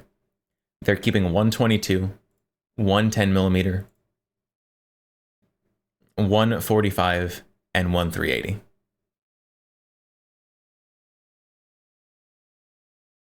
But they're getting rid of all the coolest ones.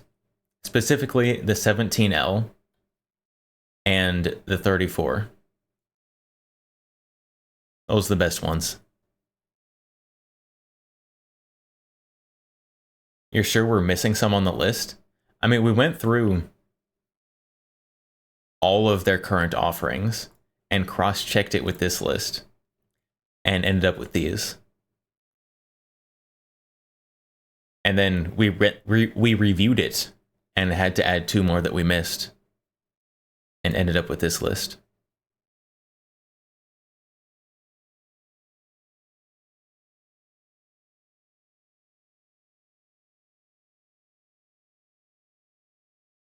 Glock 26 Gen 3 is still alive.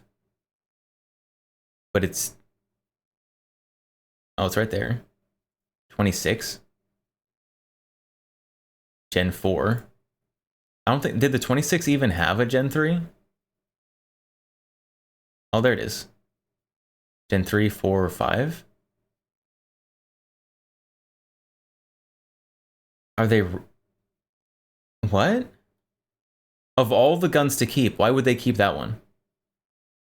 Are they really keeping the 26 Gen 3? Ew. Ew.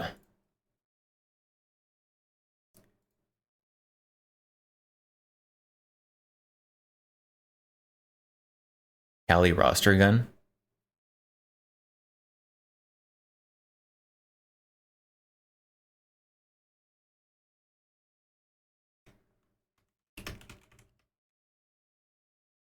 Okay, there's one more. One more. 74%. They're discontinuing 74% of their guns.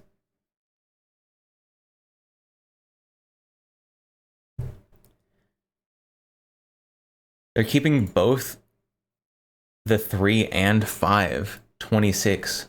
Why? Why? If somebody wants the subcompact Glock, they're gonna get the 43.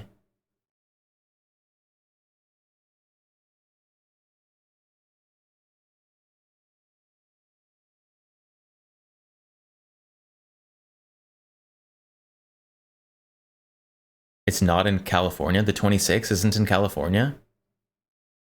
Oh, the 43 and 43X California. But the Gen 5 isn't in California. Only the Gen 3 is.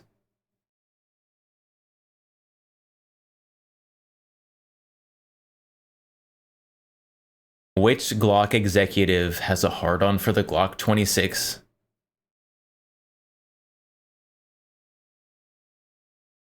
You guess enough people are buying the 26 for them to keep it? I have never heard of somebody who liked the Glock 26. I worked in a gun shop for 4 years. All I heard about the 26 was complaints.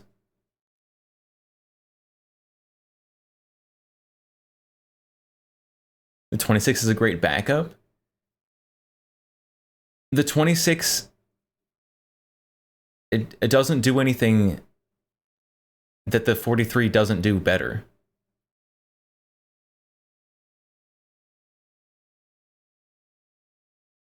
Weak wrist complaints? I mean, I guess the 26 can technically take Glock 17 mags. And the 43 can't, in case you wanted to stick your giant Glock 17 mag out of this thing. But I think that's the only thing it does better. Like, it doesn't have capacity on it. It doesn't have ergonomics on it. But nobody's sticking a Glock 17 mag in that.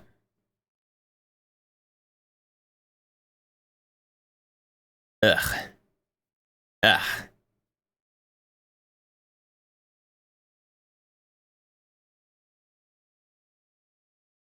Yeah, Glock is literally a perfect backup.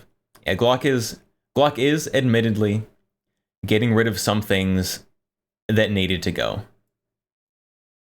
45 gap should have gone long ago. 357 SIG should have gone long ago. Honestly, most of the 40s I can understand getting rid of. Although, I don't know, getting rid of all the 40s, I'm surprised they didn't keep one, like the 22. Just a standard mid-size, the 22, maybe the 23.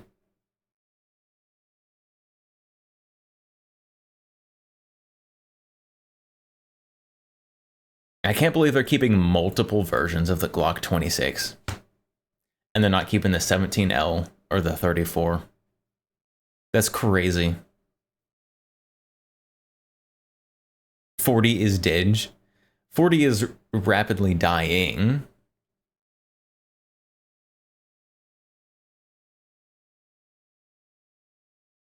.45 gap and 357 are very dead.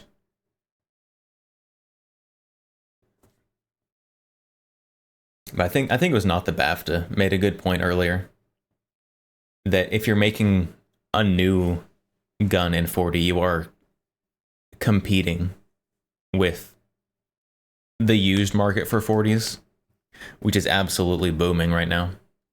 Booming and very cheap.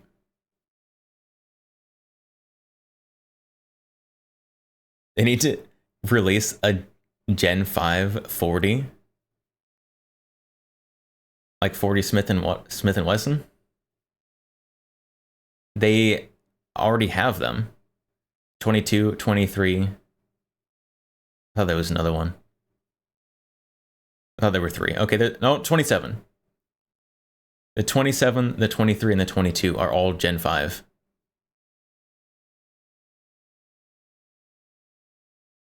And they're all gone. 27, 23, 22, Gen 5 discontinued. Don't look at that.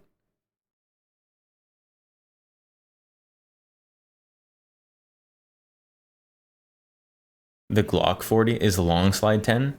Yeah, the Glock 40 is long slide 10 millimeter. That one they are discontinuing, and that one never got a Gen 5.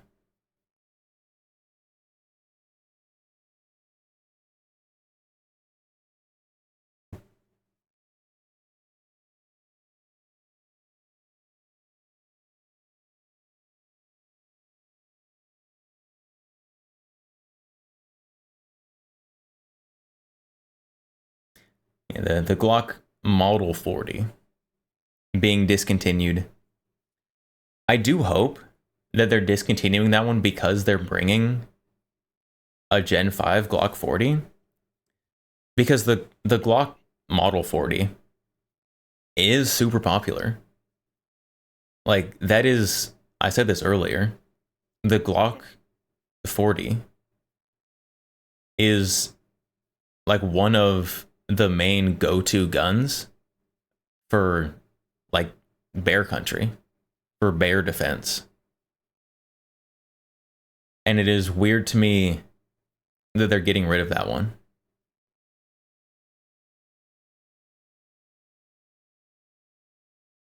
It's been 4 hours. It has. It has been 4 hours.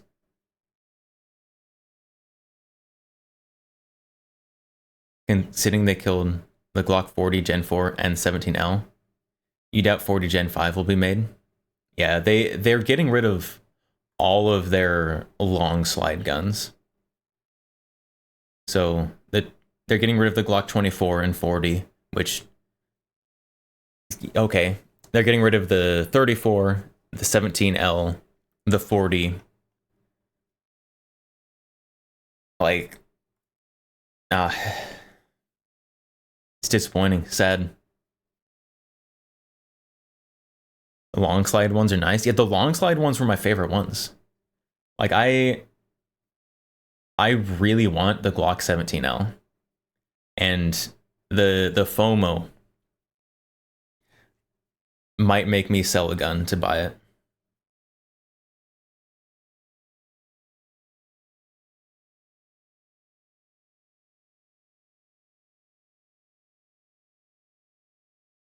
Fear of missing out, yeah.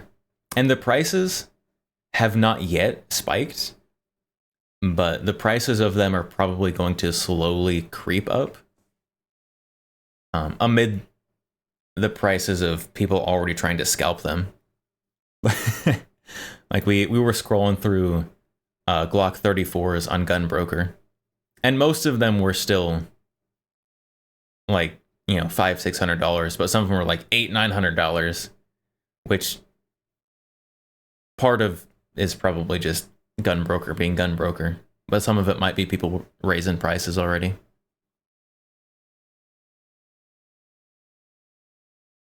Red dots make long slides obsolete from practical standpoint,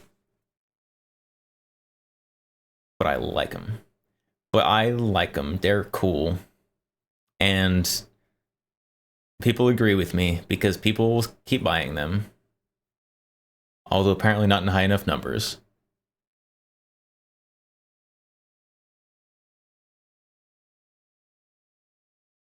I'll be honest, I do want it just because it's cool. I'm not going to sit here and pretend that I want it because it's the most practical thing. I want it because it's neat.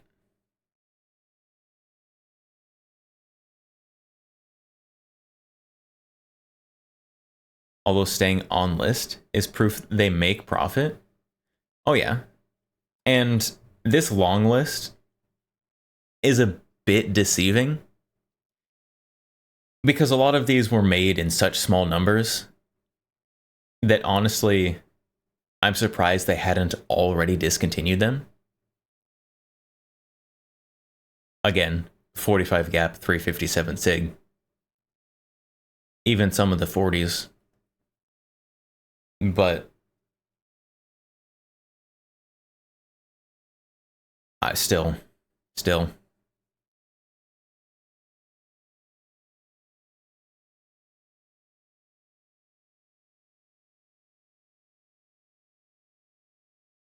Sag time for Glock, yeah. I don't know. I expected there to be changes in Glock after John Glock died. Gaston Glock. I definitely expected some changes. I didn't expect the changes to sweep this much, though. Like, a lot of this fat needed to be trimmed. I think they trimmed a little too much, though. In my opinion.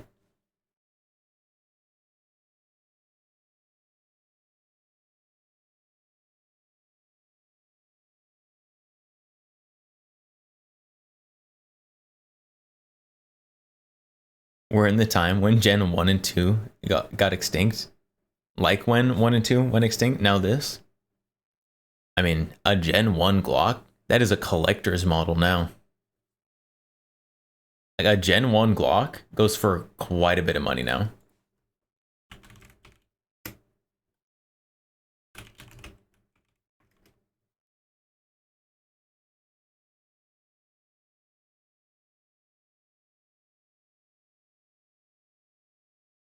They're also really hard to search for because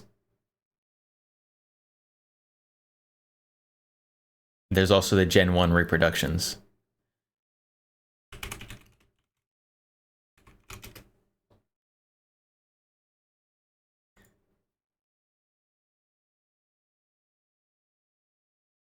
Let's see. Oh, there we go. There we go. I saw this gun broker article a while ago.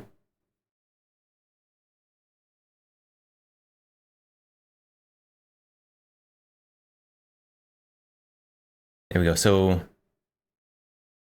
there we go. Glock Gen 1. How much did it sell for? 5K. Give me the actual price tag. So, lightly used, in box, original accessories. How much did it sell for? Give me a price.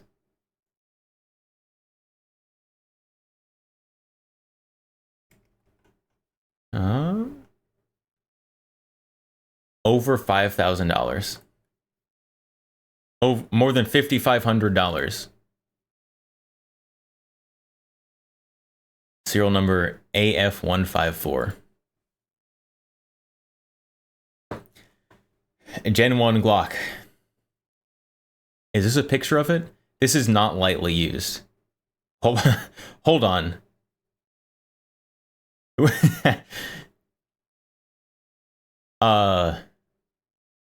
Yeah, AF154. This is the one. This is not a lightly used Glock. Hold on. No.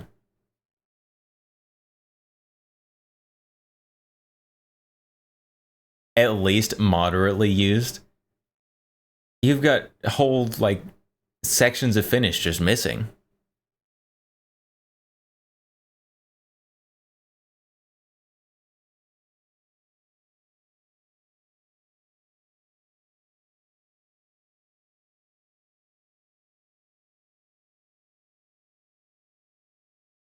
Heavily used. I mean, it's like a 50-year-old gun, so 5K was the holster draw. No, what? No. No, you actually, you got me to check. $5,500. I need someone to find like a screenshot of the like final sold price for this thing. I want to see the actual gunbroker sold price page. The Glock 29 Gen 5 is going to be like that investment. The Glock 29, was that the one that they just released the Gen 5 of? Yeah, it is. This gun has been out for months, and they're discontinuing it. Rare.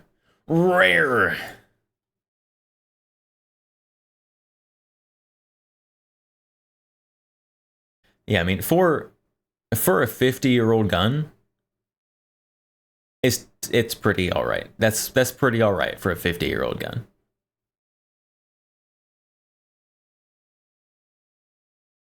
Sag, rip small cannon, be missed. Yeah, chat. Better get those Glock 29s. Those are gonna be collector's material for future Glock collectors.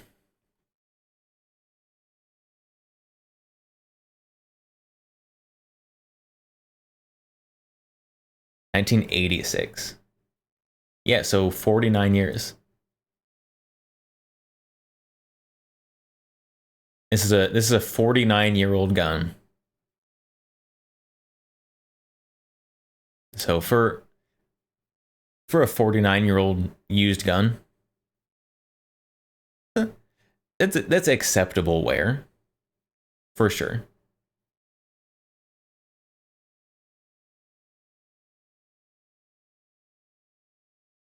Glock collectors, so gotcha. Except gotcha just like 9mm.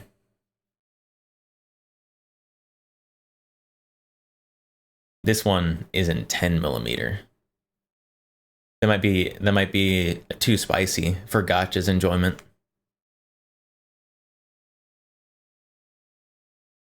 Gotcha doesn't even like 12 gauge.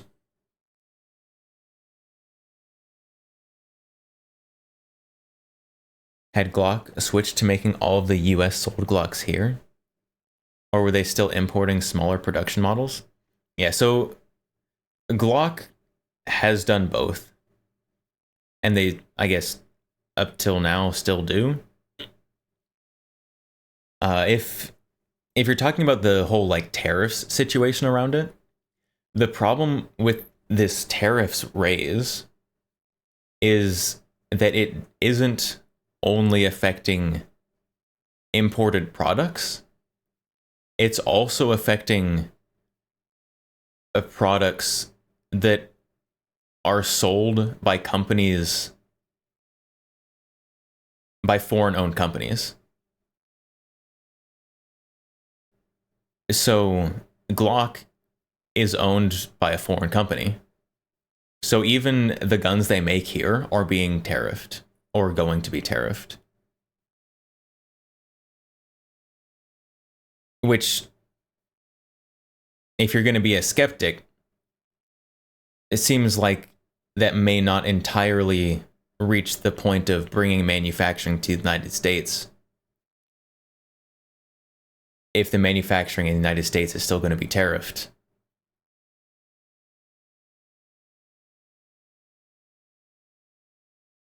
That's just if you're being skeptical, though.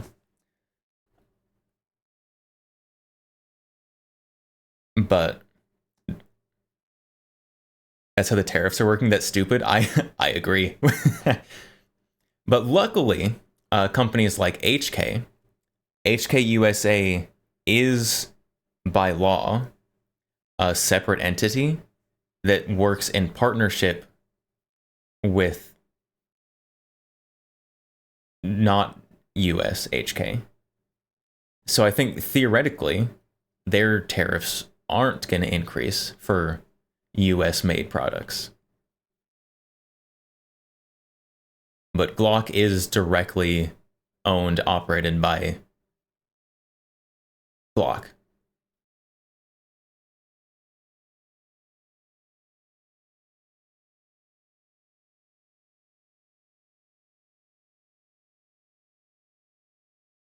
But no one wants HK USA products? Well, yeah.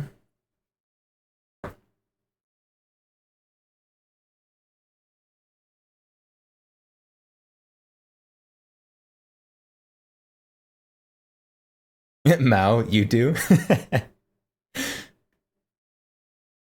I'm gonna be honest, I would like some of the HK products. Well, if I want any of the HKs made in the US, I guess I would like to have one of the new MR556.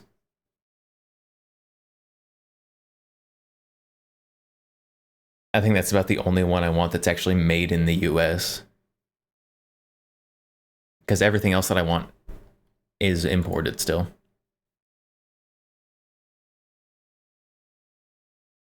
Ambi pistols are non-existent. What? There's so many Ambi pistols. What do you mean? Ambi pistols are everywhere. I have an Ambi pistol right here. That's an Ambi pistol. Got ambidextrous safety. Hold on. We can do this better. Ambi safety. The one on that side is small because I swapped it out for a smaller one. Ambi safety, Ambi slide release, Ambi mag release. So many ambidextrous pistols.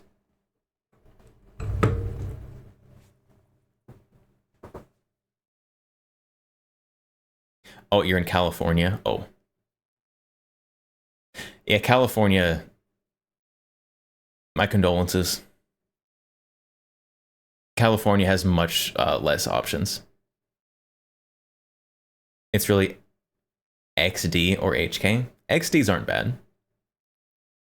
Except you still have the grip zone ones, which are really the best ones. Gib paddle.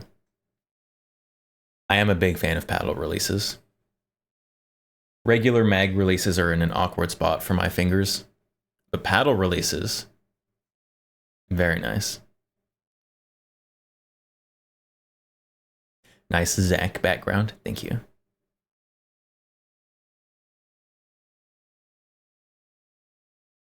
So I personally, for me, for paddle releases, we use this one.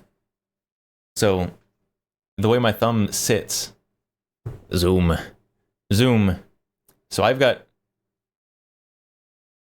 long like Slender Man fingers. But so the way my thumb sits right here is like awkwardly so that like the most squishy part of my finger is right on the mag release. So something like this, that's like the compact, has the mag release kind of sunken or not protruding a lot. It's hard for me to push without like pulling my thumb back, because that's like right on the squishiest part of my finger. Like, I mean, it's not a big deal, I'll be honest, to pull your thumb back. It's not like you got to break your grip or anything. But a paddle mag release would be like right there. Perfect.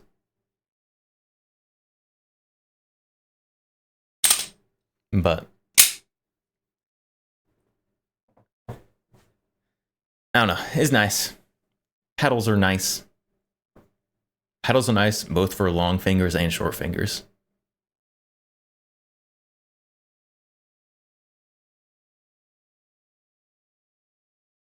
It's also actually why, and people have complained about this before, when I built this, it has the extended little teardrop mag release. I put it on backwards because this little teardrop is supposed to be pointing that way, but when it's pointing forward, it's more lined up with my finger, which is nice for me. But sometimes people comment on it, and that's why. Because I got them long fingers. Them long fingies.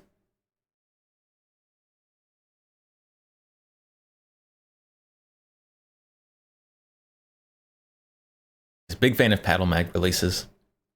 Unfortunately, the American market apparently isn't.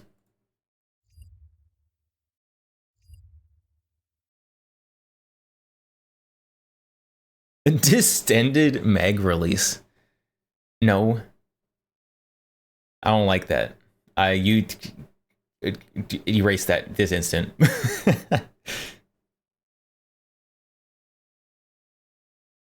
Distended mag release. It sounds gross.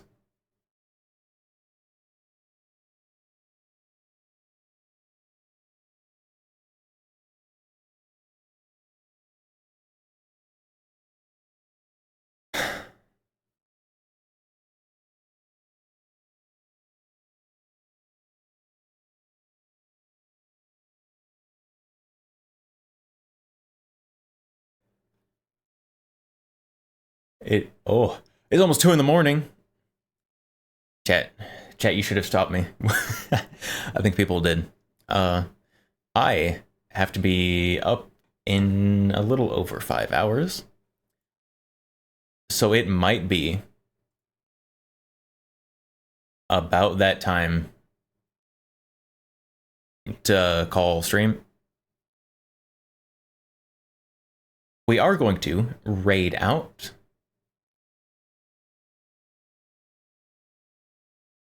Who do we raid though? Oh, the yawns. The yawns are here.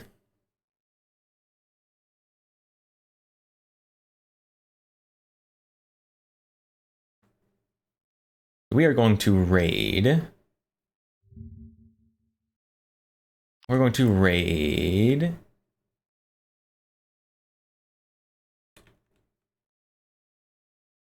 I know who we're gonna raid. We're gonna raid Sigfreda. They're currently they're vibing. That's what their stream title says. They're watching videos. We do a little bit of that sometimes. Probably more often than I should. We're going to raid out. I will be back tomorrow, I believe. Yes, we'll be back tomorrow. Today's Wednesday. Tomorrow's Thursday. I'll be back tomorrow with a stream.